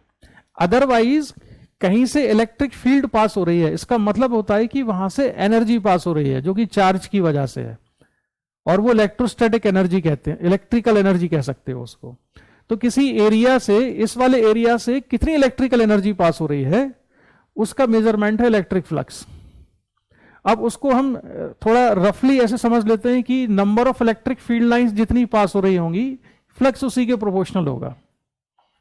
Flux is proportional to number of electric field lines. जैसे मान लो एक एरिया ये वाला है और ये जो एंगल बनता है यहां पर है, ये है θ1. दूसरा एरिया हमने ले लिया, इस एरिया से भी number of electric field line same ही पास हो रही हैं, लेकिन ये एंगल कितना है, θ2 है. इलेक्ट्रिक फील्ड सेम है, तो इन दोनों से पास होने वाला इलेक्ट्रिक फ्लक्स सेम होगा या डिफरेंट होगा? Number of electric field line same पास हो रही हैं, लेकिन एंगल डिफरेंट है, तो फ्लक्स सेम है या डिफरेंट है? सेम है. याद रखना कि इलेक्ट्रिक फील्ड लाइंस का नंबर अगर सेम होगा तो फ्लक्स सेम ही आएगा, भले चाहे एरिया एंगल कुछ भी हो. उसका रीजन ये है कि अगर ये एंगल चेंज होगा ना, तो same number of electric field lines को पास कराने के लिए एरिया भी बदलना पड़ेगा आपको. Are you getting my point? तो एरिया भी बदलना पड़ेगा अगर same number of electric field line पास हो रही हैं तो इसलिए याद रखना कि एंगल ज्यादा मैटर नहीं करता है. अगर same number of electric field lines पास हो रही हैं तो इलेक्ट्रिक फ्लक्स कैसा होगा, सेम होगा उस एरिया से. ठीक है, तो ये फ्लक्स को मैंने तुम्हें समझाया. देखो अभी मैं ना कॉन्सेप्ट मैक्सिमम कवर करने की कोशिश कर रहा हूं, अभी मैं तुम्हें इस पर क्वेश्चन नहीं करा रहा हूं. फ्लक्स वाले क्वेश्चन तुम अपने आप से ट्राई करना, जो नहीं आएंगे वो मेरे से पूछना फिर, है ना. अब आ जाते हैं हम फ्लक्स पढ़ने के बाद गॉस लॉ पर. तो गॉस लॉ क्या है? गॉस लॉ का स्टेटमेंट ये है बेटा कि टोटल इलेक्ट्रिक फ्लक्स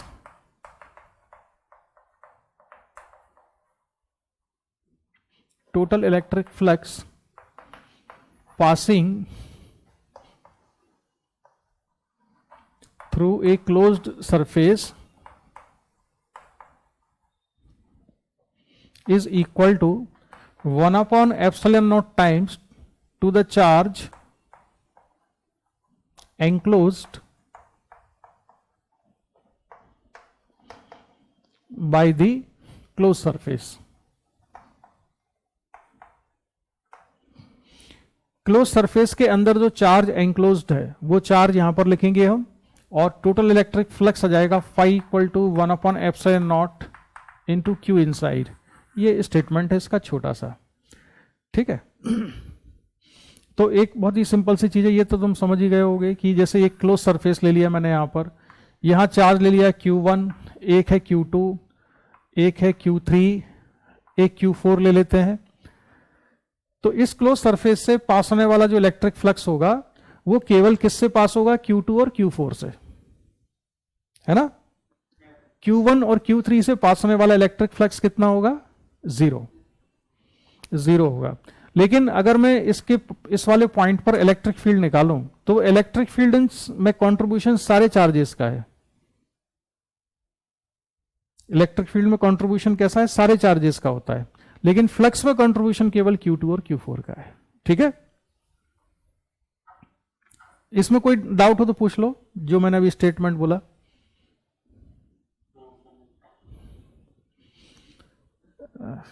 ज्यादा जल्दी तो नहीं हो रहा? मैं चाहूं तो मैं थोड़ा सा एक्सप्लेन कर सकता हूं इसको. देखो, जैसे मान लो इस वाले चार्ज, ये एक छोटा सा एरिया मान लिया मैंने ds, तो इसकी वजह से Q1 चार्ज की वजह से इलेक्ट्रिक फील्ड यहां पर कितनी है? E1 मान लेते हैं. तो इसकी वजह से इलेक्ट्रिक फ्लक्स कितना होगा? E1 dot ds. ठीक है, इस Q1 की वजह से कितना हो जाएगा? E1 डॉट ds प्लस इस Q2 की वजह से कितना हो जाएगा? E2 dot ds plus integration E3 dot ds plus integration E4 dot ds. इन सभी इलेक्ट्रिक फील्ड की वजह से क्या किया हमने? ये फ्लक्स लिखा, और ये सारा का सारा फ्लक्स ऐड होके कितना होना चाहिए? Net charge inside the Gaussian surface, तो Q2 plus Q4 upon epsilon not. देखो मैंने क्या किया है यहां पर, ध्यान से समझना. मैंने इलेक्ट्रिक फ्लक्स दो मेथड से लिखा। यहां पर जो मैं इलेक्ट्रिक फ्लक्स ये लेफ्ट साइड में लिख रहा हूं, ये इलेक्ट्रिक फ्लक्स लिख रहा हूं फ्लक्स की डेफिनेशन से। फ्लक्स की डेफिनेशन है इंटीग्रेशन ई डॉट डी एस। तो जितने भी इलेक्ट्रिक फील्ड थे मैंने उन सभी इलेक्ट्रिक फील्ड का फ्लक्स लिख दिया यहां पर, तो इलेक्ट्रिक फ्लक्स आ गया, है ना। लेकिन गॉस ने कहा था भाई कि जो टोटल चार्ज इसके अंदर है उसको यूज करना है, तो Q2 plus Q4 by epsilon not कर दिया। अब अगर मैं इसमें इंटीग्रेशन को लिखूं तो मैं ऐसे लिखूंगा E1 plus E2 plus E3 plus E4 dot d s equal to Q2 plus Q4 by epsilon naught. दोबारा समझना मैंने क्या काम किया। मैंने एक छोटा सा एरिया कंसिडर किया ds, और उस ds एरिया से पास होने वाला फ्लक्स निकाला इसकी इलेक्ट्रिक फील्ड की वजह से। फिर मैंने इस पूरे सरफेस पे उसको इंटीग्रेट कर दिया E1 डॉट ds, तो इस चार्ज की वजह से टोटल इलेक्ट्रिक फ्लक्स निकल आया। फिर इसी तरह से मैंने Q3 चार्ज लिया, Q3 चार्ज की वजह से इलेक्ट्रिक फील्ड कितनी है, E3 है, तो मैंने लिखा E3 डॉट ds, तो केवल इससे पास होने वाला फ्लक्स है E3 डॉट ds, लेकिन जब इंटीग्रेट किया तो पूरे सरफेस पे इंटीग्रेट कर दिया, तो इसकी वजह से इस पूरे सरफेस से पास होने वाला फ्लक्स आ गया ये। अब जब मैं इसका वेक्टर सम कर रहा हूं, इंटीग्रेशन कॉमन आ जाएगा, और ये हुआ E1 plus E2 plus E3 plus E4, तो ये बेसिकली क्या हुआ, net electric field E net dot ds equal to Q2 plus Q4 upon epsilon naught. तो ये ध्यान रखना कि गॉस लॉ से जब हम इलेक्ट्रिक फील्ड का कैलकुलेशन करते हैं यहां पर, तो वो नेट इलेक्ट्रिक फील्ड मिलता है, जबकि चार्ज कौन सा यूज होता है, जो क्लोज सरफेस के अंदर हो। चार्ज वो यूज हो रहा है जो क्लोज सरफेस के अंदर है, लेकिन फील्ड कौन सा निकलेगा, जो नेट इलेक्ट्रिक फील्ड होगा। तो जो गॉस लॉ है बहुत ही फंडामेंटल लॉ है ये। इस जगह पर अगर मैंने ये लिखा Q2 plus Q4 by epsilon not, और इसको यूज करके जो इलेक्ट्रिक फील्ड निकाला, तो वो इलेक्ट्रिक फील्ड दुनिया जहान के जितने भी चार्जेस हैं उन सभी चार्ज को मिला के जो नेट इलेक्ट्रिक फील्ड है वो आएगा। हमेशा नेट इलेक्ट्रिक फील्ड निकलता है इससे। अब इसके एप्लीकेशन बताता हूं मैं तुम्हें, जो उस दिन तुम पूछ रहे थे ना पहली पहली क्लास में। अब हम इसको सॉल्व करने की पोजीशन में आएंगे।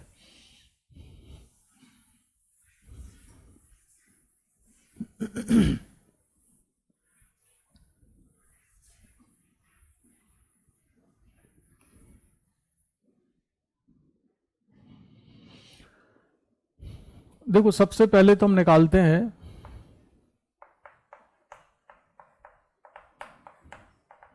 Electric field due to a point charge. बेटा तुमने ये पॉइंट चार्ज का इलेक्ट्रिक फील्ड गॉस लॉ से निकालना पढ़ लिया है क्या?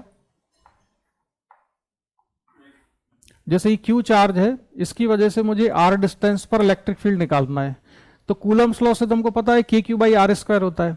लेकिन गॉस लॉ से अगर निकालना हो तो कैसे निकालेंगे, तो बस अप्रोच के लिए सीख लो ये। हालांकि जेई के काम की चीज तो नहीं है ये, सीबीएसई में जरूर हो जाती है ये डेरिवेशन इसका। लेकिन अप्रोच कैसे करना है गॉस लॉ का, उसके लिए बड़ी एग्जांपल है। हम क्या करते हैं कि अगर मुझे यहाँ इलेक्ट्रिक फील्ड निकालना है गॉस लॉ का यूज करने के लिए, तो मैं यहां पर फ्लक्स का कैलकुलेशन करूंगा दो मेथड से। एक मेथड से फ्लक्स निकालूंगा मैं गॉस लॉ लगा के क्यू बाई एप्सिलॉन नॉट, और एक मेथड होगा इंटीग्रेशन ई डॉट डीएस। तो एक ही सरफेस से पास होने वाले फ्लक्स को कैलकुलेट करूंगा मैं गॉस लॉ को यूज करके और डेफिनेशन को यूज करके। और ये फ्लक्स एक ही सरफेस से पास हो रहा है, इसलिए दोनों को हम इक्वेट कर देंगे। तो डेफिनेशन में क्या होता है, इलेक्ट्रिक फील्ड होती है, तो ई निकल आएगा। ठीक है, तो अब हम क्या करते हैं, जिस पॉइंट पर मुझे इलेक्ट्रिक फील्ड निकालनी है वो पॉइंट किसी न किसी क्लोज सरफेस पे होना चाहिए। अगर हमें गॉस लॉ यूज करना है तो इसे किसी क्लोज सरफेस पे होना चाहिए। तो हम क्या करते हैं, इसको सेंटर लिया चार्ज को, और हमने आर रेडियस का एक स्फीयर बना दिया। इसको हम कहा करेंगे आगे गॉसियन सरफेस। ये जो imaginary closed surface, it is also called Gaussian surface. ये कोई कंडक्टिंग सरफेस नहीं है, बस एक इमेजिनरी सरफेस है, क्लोज सरफेस है। तो मैं इससे पास होने वाला फ्लक्स निकालूंगा। अब हमने स्फीयर ही क्यों लिया, उसका रीजन ये है कि इसमें सिमेट्री है। इस चार्ज से हर एक पॉइंट सेम डिस्टेंस पर है, तो इलेक्ट्रिक फील्ड हर एक पॉइंट पर मैग्नीट्यूड में कैसी होगी, सेम होगी, केवल डायरेक्शन अलग होगा। अब हम क्या करते हैं, यहां पर एक छोटा सा एरिया कंसीडर किया ds, और इस ds का जो एरिया वेक्टर आएगा ds कैप मान लें, वो एरिया वेक्टर यहां पर होगा, और इस q चार्ज की वजह से जो इलेक्ट्रिक फील्ड होगा वो भी इसी डायरेक्शन में आएगा E। तो एरिया वेक्टर और इलेक्ट्रिक फील्ड कैसे होंगे, यहां पर पैरेलल होंगे। तो इस छोटे से एरिया से पास होने वाला फ्लक्स कितना होगा, integration E dot ds equal to, अब हम इसको लिख रहे हैं modulus of E modulus of ds into cos 0 degree, क्योंकि इलेक्ट्रिक फील्ड और एरिया वेक्टर के बीच में एंगल 0 डिग्री है। Now this is modulus of E, ये स्केलर हो गया, and by symmetry modulus of electric field is same at all points of this sphere, so it can be taken outside the sign of integration, so E into integration ds। Integration ds का मतलब यह है कि बहुत सारे ds थे यहां पर, इसके सरफेस को हमने कई सारे छोटे छोटे एलिमेंट्स में डिवाइड कर दिया। इंटीग्रेशन ds का मतलब है sum of all those small elements, और सारे एलिमेंट्स को हम ऐड कर देंगे तो इसका सरफेस एरिया निकल आएगा, और वो होगा E into 4 pi r²। This is equation number 1। तो ये फ्लक्स का कैलकुलेशन मैंने किससे किया, डेफिनेशन से। इसमें हमेशा हमें केयरफुल रहना है कि जो हम गॉसियन सरफेस लेंगे वो गॉसियन सरफेस इस तरह से लिया करेंगे कि कैलकुलेशन इजीली हो जाए, यानी कि सिमेट्रिक सरफेस लेना चाहिए। इसके बाद अब हम इस सरफेस से पास होने वाला फ्लक्स गॉस लॉ से निकालेंगे, तो फ्लक्स हो जाएगा phi equal to Q by epsilon naught, क्योंकि चार्ज क्यू है और इससे पास होने वाला total flux Q by epsilon naught हो गया। This is equation number 2। अब ये दोनों फ्लक्स एक ही सरफेस से पास हो रहा है, इनको इक्वेट कर देते हैं, तो E into 4 pi r² equal to Q by epsilon naught, तो E equal to 1/4 pi epsilon naught Q by r²।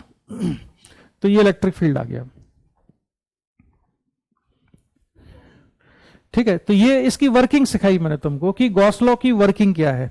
हम दो मेथड से फ्लक्स निकाला करेंगे, एक बार गॉस लॉ यूज करके, एक बार डेफिनेशन से, और ये गॉस लॉ से निकाला था, इनको इक्वेट कर देंगे, फील्ड निकल आएगा, है ना।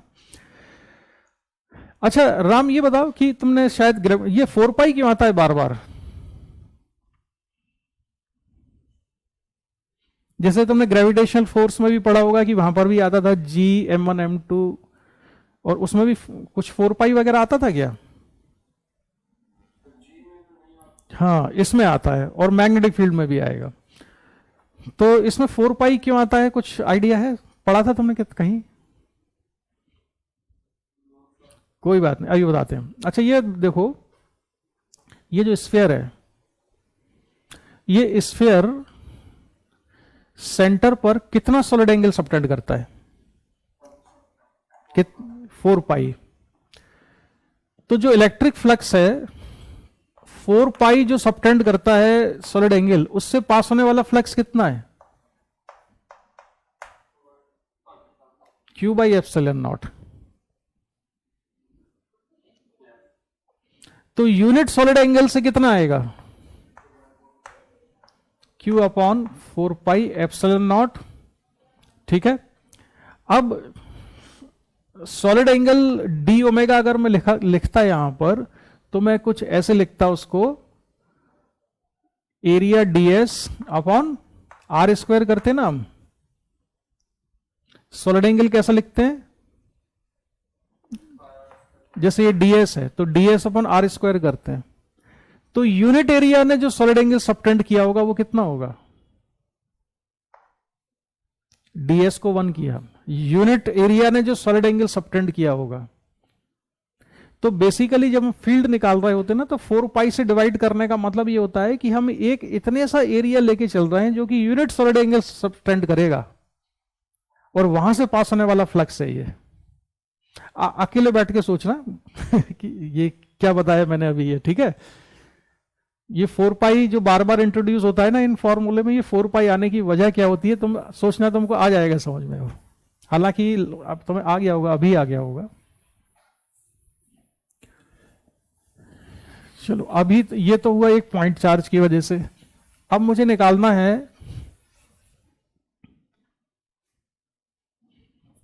Electric field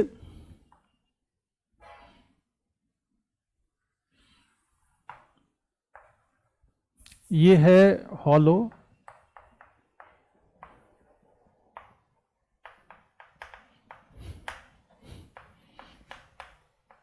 conducting sphere. ठीक है, ये हॉलो कंडक्टिंग स्फीयर है और इस पर हमने चार्ज दे दिया Q, तो चार्ज यूनिफॉर्मली डिस्ट्रीब्यूट हो जाएगा इसके सरफेस पर, हमें कुछ करने की जरूरत नहीं है। अगर सरफेस कंडक्टिंग है so it will distribute charge over its surface uniformly by itself, वो खुद ही डिवाइड कर लेगा, है ना। अब मुझे इलेक्ट्रिक फील्ड निकालना है, मान लो इस वाले पॉइंट पर, इसकी वजह से जो कि सेंटर से है x डिस्टेंस पर। तो यहां इलेक्ट्रिक फील्ड निकालने के लिए ना हम गॉस लॉ का यूज करेंगे, क्योंकि ये पॉइंट चार्ज नहीं है, कूलम्स लॉ से निकल नहीं सकता। तो हम क्या करते हैं, इस वाले पॉइंट को होना चाहिए किसी क्लोज सरफेस पर, तो एक इमेजिनरी गॉसियन सरफेस बनाया जो कि एक स्फीयर है और उसका रेडियस कितना है, x के बराबर है। तो पहला काम तो यह है कि यहां से पास होने वाला फ्लक्स गॉस लॉ से निकाल दो। तो गॉस लॉ से फ्लक्स कितना हो जाएगा, Q/ε0। फिर हमने यहां पर एक छोटा सा एरिया कंसिडर कर लिया ds। इस ds का एरिया वेक्टर ये है, ds कैप लिख लेता हूं मैं। इस चार्ज की वजह से ये जो चार्ज है, इस सारे के सारे चार्ज को बाई सिमेट्री हम क्या मान सकते हैं, अच्छा ये जो चार्ज है, ये चार्ज से इसके हर एक पॉइंट पर इलेक्ट्रिक फील्ड कैसी होनी चाहिए, सिमेट्री से मैग्नीट्यूड में सेम होना चाहिए। ये हमारे ये एजम्पशन तो लेना ही पड़ेगा क्योंकि सिमेट्री की सिचुएशन है। ये वाला पॉइंट लूं चाहे ये वाला चाहे ये वाला, वो इस बॉडी से सिमेट्रिकली सिचुएटेड है, तो इलेक्ट्रिक फील्ड का मैग्नीट्यूड सेम आएगा। तो इलेक्ट्रिक फील्ड हमने अज्यूम कर ली यहां पर कितनी है, E के बराबर है इस डायरेक्शन में। तो यहां से पास होने वाला फ्लक्स लिखेंगे इंटीग्रेशन E डॉट ds, और यहां से फिर E into ds into cos 0 degree आएगा। E हमने बाहर ले लिया क्योंकि मॉड इक्वल होगा इंटीग्रेशन ds, और E into integration ds 4π(x²). तो ये फ्लक्स हो गया।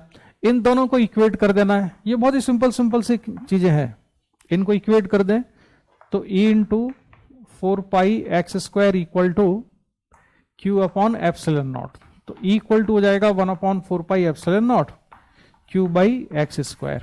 तो ये जो पॉइंट चार्ज जैसे ही फॉर्मूला आ गया, अगर ये पॉइंट चार्ज जैसे ही फॉर्मूला आ गया है, इसका मीनिंग ये है कि हम सारा का सारा चार्ज इसका कहां पर कॉन्सेंट्रेट मान सकते हैं, सेंटर पर,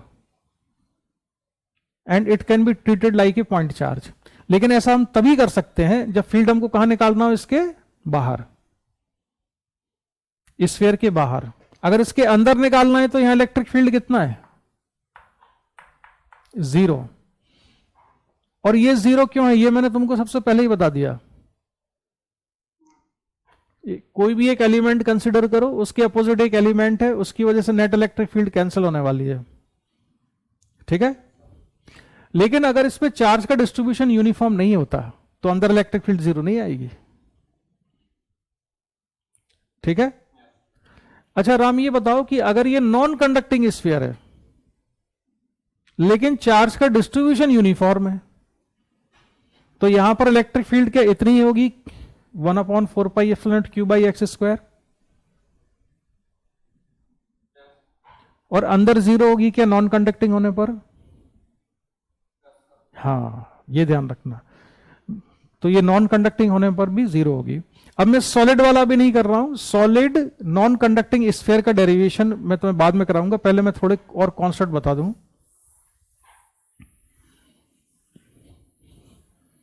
अच्छा बेटा, पोटेंशियल का और बता दो कि पोटेंशियल कितना होगा यहां पर इस वाले पॉइंट पर।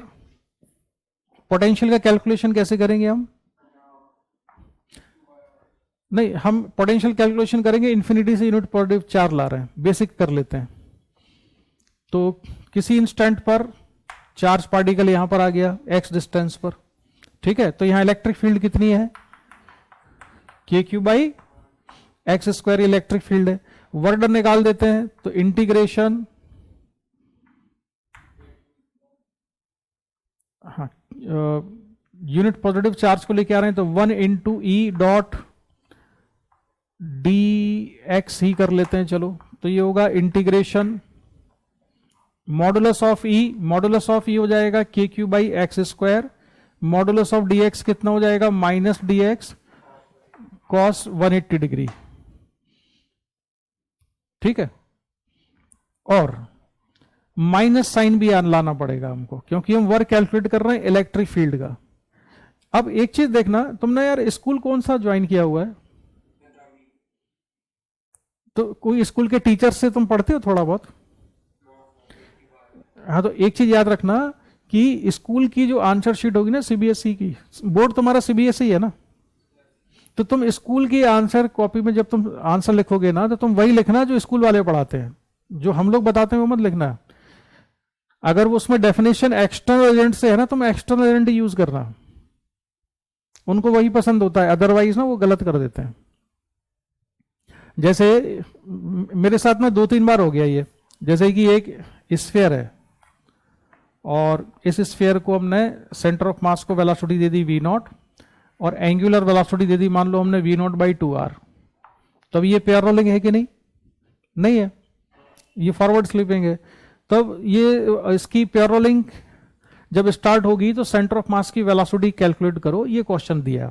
तो इस क्वेश्चन को सॉल्व ना 2 मेथड से कर सकते हैं हम। एक मेथड तो ये होता है कि हम काइनेमेटिक्स लगा दें इसमें कि जब, और दूसरा मेथड है कि हम इसमें एंगुलर मोमेंटम कंजर्व करा दें। तुमने पढ़ा है एंगुलर मोमेंटम कंजर्वेशन इसमें? हाँ, तो तब भी निकल आएगा, लेकिन जो अब उससे बहुत जल्दी आता है एंगुलर मोमेंटम कंजर्व करके। तो मेरे 2-4 स्टूडेंट्स ना अपने हाफ ईयरली एग्जाम में 11th में वो कराए थे एंगुलर मोमेंटम कंजर्व करा के, उन्होंने 0 मार्क दिए उसमें, कहने लगे कि ऐसा थोड़े होता है। तो वो स्कूल में उन्होंने पढ़ाया हुआ था उससे v equal to V naught minus A T वगैरह ACM इंटू टी वगैरह करके। तो तुम ध्यान रखना कि स्कूल के जो आंसर होंगे ना तुम वही लिखना जो स्कूल के टीचर्स जिस तरह की चीजें कराया करते हैं, उसमें एक्स्ट्रा ऑर्डिनरी कॉन्सेप्ट मत लगाने लगना।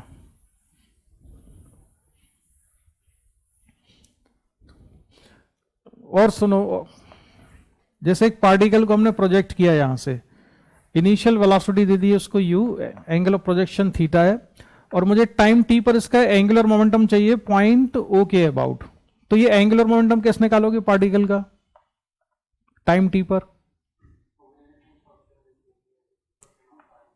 हाँ, फिर r कैसे लिखोगे? मतलब यहां पर पार्टिकल टाइम t पर उसकी वेलोसिटी हो जाएगी v equal to u cos theta I cap plus u sine theta minus G T J cap, और फिर तुम क्या लिखोगे r, तो वो हो जाएगा u cos theta t I cap और plus u sine theta t minus half G T square J cap, फिर इसका क्रॉस प्रोडक्ट लोगे। स्कूल में यही करना, लेकिन इसका एक और बहुत छोटा सा तरीका है सॉल्व करने का। छोटा सा तरीका ये है कि पार्टिकल अगर मान लो किसी इंस्टेंट पे यहां पर है, तो यहां पे ग्रेविटेशनल फोर्स लग रहा होगा mg, ठीक है। तो इसका जो टॉर्क है mg का टॉर्क कितना होगा इस पॉइंट के about? u cos theta t into mg, है ना। और dl बाई dt कितना होता है? टॉर्क के बराबर होता है। तो dl इक्वल टू कितना हो जाएगा? mg u cos theta in t into dt के बराबर। इसको इंटीग्रेट कर देंगे, बाकी सब तो कांस्टेंट ही है। तो एंगुलर मोमेंटम कितना जाएगा? mg u cos theta t square by 2, ये आ गया। इससे बहुत टाइम लगता है, इससे तुरंत आ जाता है। अब स्कूल में इससे मत करके आना, मैं ये कह रहा हूं, ये वाली चीजें मत लगाना, कि नहीं तो उनको समझ में आएगा नहीं, तो फिर जो है ना वो मार्क्स देंगे नहीं, वो पता नहीं क्या किया है उसने। ये पढ़ा था तुमने इससे निकालना? हाँ, चलो फिर कभी मैं तुम्हें रोटेशन बताऊंगा, तुम्हें बताऊंगा इसके और एप्लीकेशन। अच्छा तो अरे यार वो मैंने मिटा दिया। तो खैर इसको हम इस तरह से सॉल्व करेंगे, जब इंटीग्रेशन माइनस ये हो गया था के Q by x square into D x, एक माइनस डी एक्स एक कॉस 180 डिग्री का माइनस, दोनों मिलके प्लस हो गए। और ये माइनस क्यों है? चलो अच्छा ये माइनस मत लगाओ अभी, ठीक है। इसको इंटीग्रेट किया हम इन्फिनिटी से कहां तक लेके आए, एक्स तक ही लेके आए, तो कितना आएगा ये सॉल्व करके? माइनस के Q by x. Very good. तो ये क्या चीज आई है? ये वर्क आया है। ये वर्क किसका है? इलेक्ट्रिक फील्ड का। वर्क को नेगेटिव करते हैं तो क्या आता है? पोटेंशियल। तो के क्यू बाई एक्स, ये पोटेंशियल आ गया। तो यहां पर पोटेंशियल मैंने निकाला के क्यू बाई एक्स। सरफेस तक पोटेंशियल कितना हो जाएगा? के क्यू बाई आर। अंदर कितना होगा पोटेंशियल बेटा बताओ इसके अंदर? हाँ क्यों रहेगा इतना ही? हाँ क्योंकि जब हम इंफिनिटी से चार्ज पार्टिकल को लेके आते हैं तो इलेक्ट्रिक फील्ड वर्क वहीं तक करेगी जहां तक इलेक्ट्रिक फील्ड एग्जिस्ट करती है। इलेक्ट्रिक फील्ड एग्जिस्ट करती है यहां तक, अंदर इलेक्ट्रिक फील्ड जीरो है। तो चार्ज पार्टिकल को सरफेस तक लाने में जितना वर्क किया इलेक्ट्रिक फील्ड ने, उतना ही वर्क अंदर के किसी भी पॉइंट तक लाने में करना पड़ेगा। इसलिए अंदर का पोटेंशियल कैसा होता है? उतना ही होता है जितना कि सरफेस का है, के क्यू बाई आर। ठीक है, चलो अच्छा। अब ये जो के क्यू बाई आर है, सेंटर पर पोटेंशियल तो तुम बगैर इस डेफिनेशन के भी बता सकते हो, क्योंकि सेंटर से हर एक चार्ज पार्टिकल की डिस्टेंस कितनी है? आर है, और ये स्केलर क्वांटिटी है, तो डायरेक्ट के क्यू बाई आर लिख सकते हैं इसको तो हम, है ना। चलो अब आते हैं हम थोड़े से अच्छे वाले कॉन्सेप्ट पर।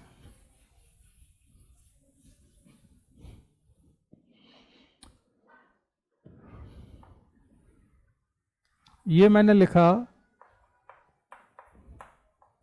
अनचार्ज्ड हॉलो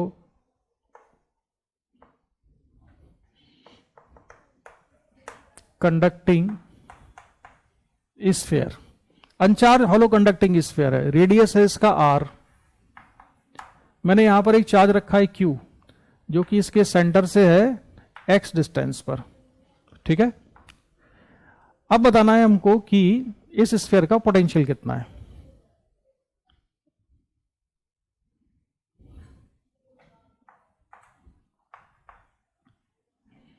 तो यहां पर देखो कि ये जो क्यू चार्ज है उसकी वजह से इस कंडक्टिंग स्फीयर के सरफेस पे चार्ज इंड्यूस होगा बेटा।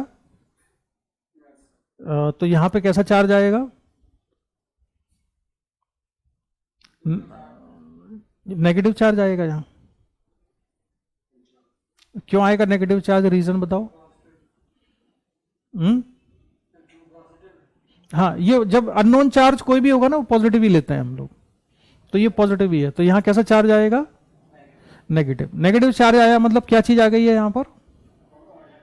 इलेक्ट्रॉन्स। इसने इलेक्ट्रॉन्स से फोर्स लगाया, यहां इलेक्ट्रॉन्स एक्यूमुलेट हो गए, तो इलेक्ट्रॉन्स की डेंसिटी यहां बढ़ गई है।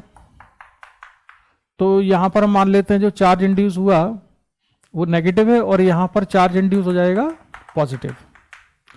अच्छा, ये चार्ज जो इंड्यूस हुआ ये इक्वल है कि नहीं मैग्नीट्यूड में इसके? चलो ये अभी तो मैं नहीं पता होगा, बताऊंगा। ये अभी नहीं होगा। इसको लिखा मैंने माइनस क्यू और इसको लिखा प्लस क्यू। ये दोनों तो बराबर होंगे मैग्नीट्यूड में, क्योंकि नेट चार्ज तो उस पर जीरो ही रहना चाहिए, है ना। अब अगर मुझे सेंटर पे पोटेंशियल लिखना है तो पोटेंशियल मैं लिखूंगा इन तीनों की वजह से। तो सेंटर पर पोटेंशियल Vc इस क्यू चार्ज की वजह से है के क्यू बाई सी के बराबर, सॉरी के क्यू बाई एक्स, प्लस इस माइनस चार्ज की वजह से बेटा पोटेंशियल बोलो माइनस के क्यू बाई आर, क्योंकि सारा चार्ज सेम डिस्टेंस पर है, प्लस इसकी वजह से पोटेंशियल बोलो, तो ये कैंसिल हो जाएगा। तो इसका पोटेंशियल कितना है सेंटर का? के क्यू बाई एक्स। ठीक है, के क्यू बाई एक्स हो गया। चलो अब हम निकालते हैं इसमें एक पॉइंट लिया मैंने यहां पर बी। और ये जो पॉइंट बी है ये सेंटर पर नहीं है, और ये जो डिस्टेंस है क्यू से, इसकी डिस्टेंस है आर बी के बराबर। और क्वेश्चन ये है find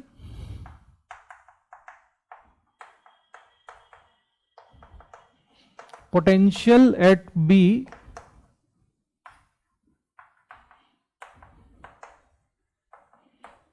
due to induce charges only.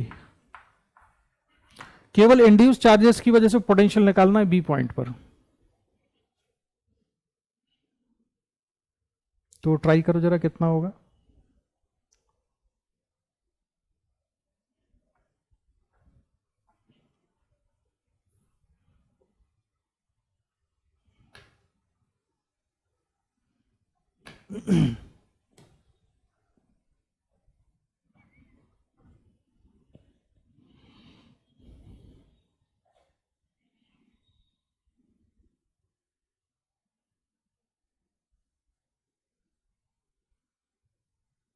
Centre पर इंड्यूस चार्जेस की वजह से पोटेंशियल कैंसिल हो गया था, यहां कैंसिल नहीं होगा क्योंकि ये सिमेट्रिकली सिचुएटेड नहीं है।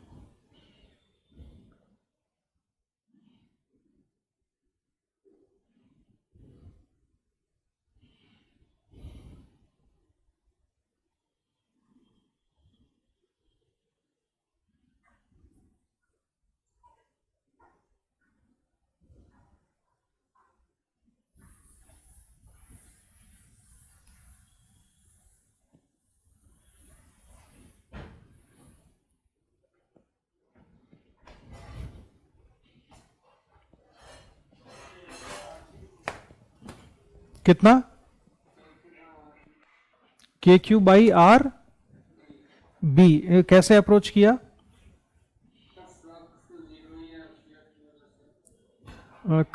कहां से पास होने वाला फ्लक्स?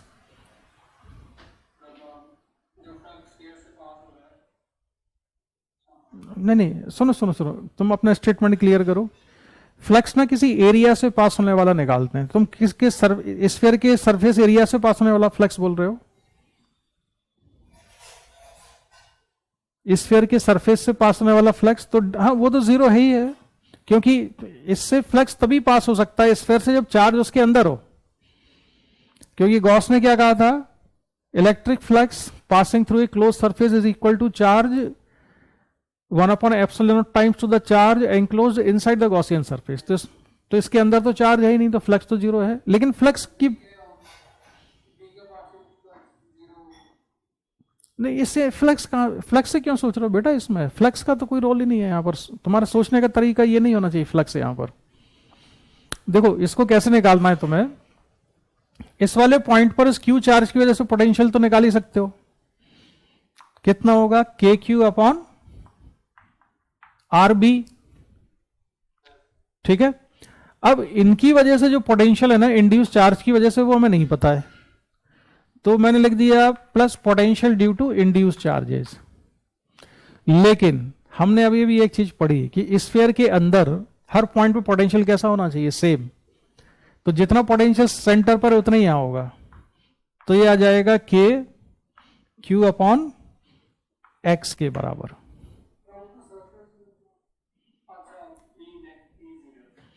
हाँ, इलेक्ट्रिक फील्ड तो जीरो है ना इसके अंदर, तो पोटेंशियल तो हर पॉइंट पर कैसा है? सेम है।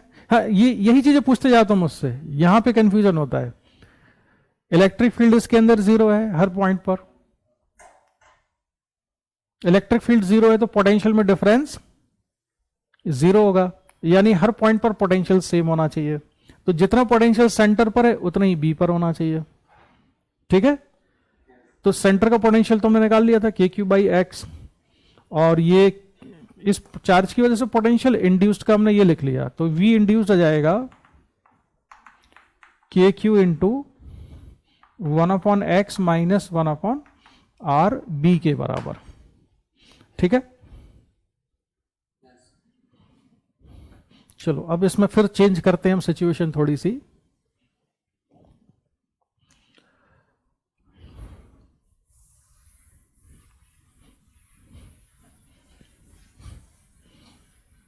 अच्छा हाँ, एक चीज और बता दूं तुमको, ये जो चार्ज इंड्यूस होगा ना, ये इक्वल और अपोजिट नहीं होगा यहां पर इंड्यूस।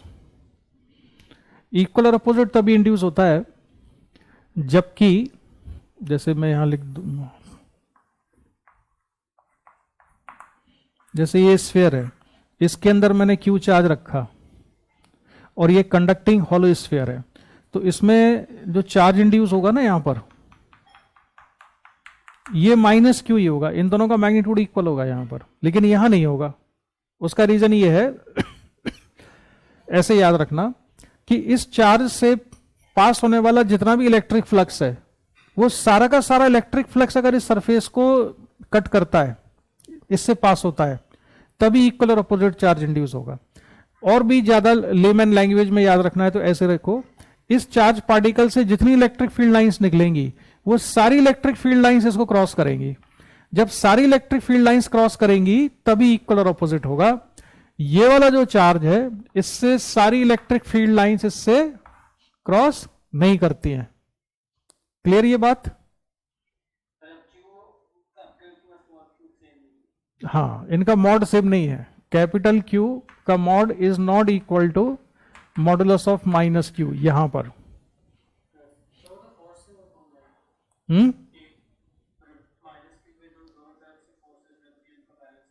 नहीं नहीं नहीं नहीं नहीं नहीं, अभी तुम गलत डायरेक्शन, अभी बताता हूं तुमको। यहां पर एक चीज और है, इसमें से कौन से चार्ज का मैग्नीट्यूड ज्यादा है? Capital Q is greater than minus Q. तुमको ऐसे समझना है कि मान लो मैंने एक स्फीयर बनाया, इमेजिनरी स्फीयर बनाया, उसके सेंटर पे ये वाला चार्ज है कैपिटल क्यू।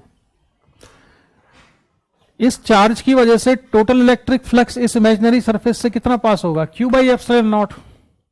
ठीक है, लेकिन इस वाले स्फीयर के हिस्से में इसका एक फ्रैक्शन आएगा, a fraction of electric flux of this charge passing through this sphere, right? जितना फ्रैक्शन इसको क्रॉस कर रहा है उसके प्रोपोर्शनल इंड्यूस होगा। आए समझ में? जैसे ये जो स्फीयर है, इस स्फीयर से कितना फ्लक्स पास हो रहा है? Q by epsilon not. लेकिन इसका केवल इतना, अगर मैं यहां से देखूं तो यहां से तो फ्लक्स बहुत कम पास हो रहा है ना, मान लो यहां से केवल 10% पास हो रहा है इसका।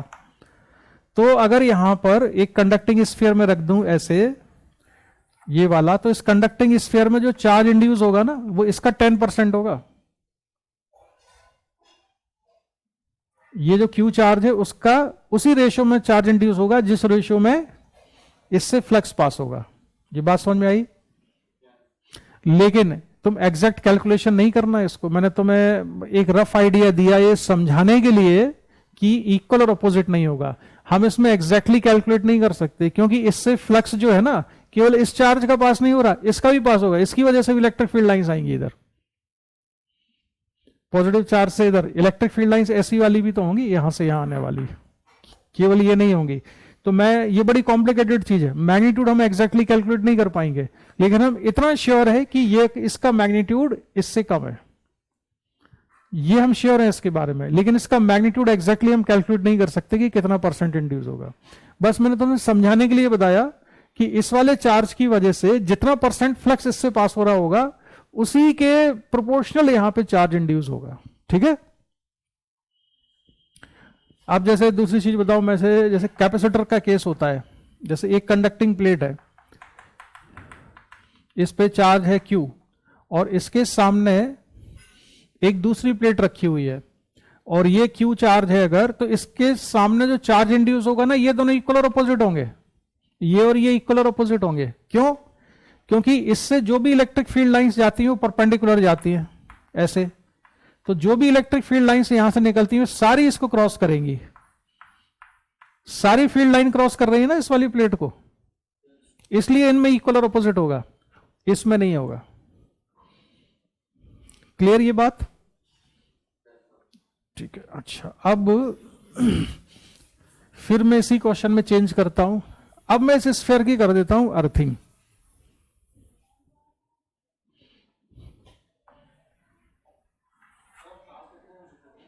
अच्छा कितना टाइम हो गया, मैं भूल गया अभी। अच्छा तुम्हारी और भी कोई क्लास है क्या? अच्छा बस मैं इसको और कंप्लीट करता हूँ, रुको। अभी कहाँ जाना है यार, मत जाया करो तुम लोग, पढ़ाई लड़ाई कर किया करो बस। कहाँ जाना है राम? है? अच्छा चलो बस 1 मिनट, लास्ट चीज करके दिखाना मुझे। ये क्यू चार्ज है यहां पर, इसकी मैंने अर्थिंग कर दी है। अब बताओ जरा कि इसका पोटेंशियल कितना है।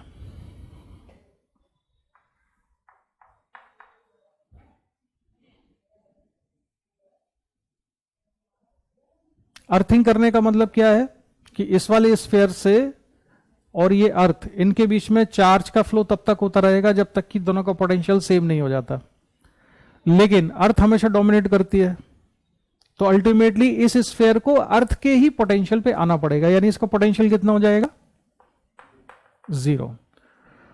अगर इसका पोटेंशियल 0 है तो बताओ इस पर चार्ज कितना है, इस स्फीयर पर?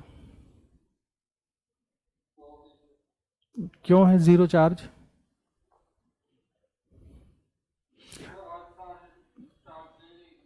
नहीं, चार्ज 0 नहीं है यहाँ। इस पर चार्ज कितना लेंगे हम, मान लेते हैं इस पर चार्ज कितना है Q, और ये डिस्टेंस कितनी थी x। तो इस Q चार्ज की वजह से इसका पोटेंशियल क्या लिखेंगे हम, KQ बाई एक्स। और इस Q चार्ज की वजह से पोटेंशियल कितना है, KQ बाई आर। ये हो गया नेट पोटेंशियल इस स्फीयर का, और ये नेट पोटेंशियल कितना होना चाहिए, 0। नेट पोटेंशियल 0 होगा तो Q की वैल्यू कितनी आनी चाहिए, minus Q R upon x के बराबर। और ये चार्ज आया कहां से, इस पर अर्थ से आया। ठीक ठीक है। तो इससे हमने क्या सीखा कि अगर किसी बॉडी का पोटेंशियल 0 है तो इसका मतलब ये नहीं कि उस पर चार्ज भी 0 होगा। तो यहां पर ये चार्ज आया ही इसलिए है to make potential of this sphere is 0।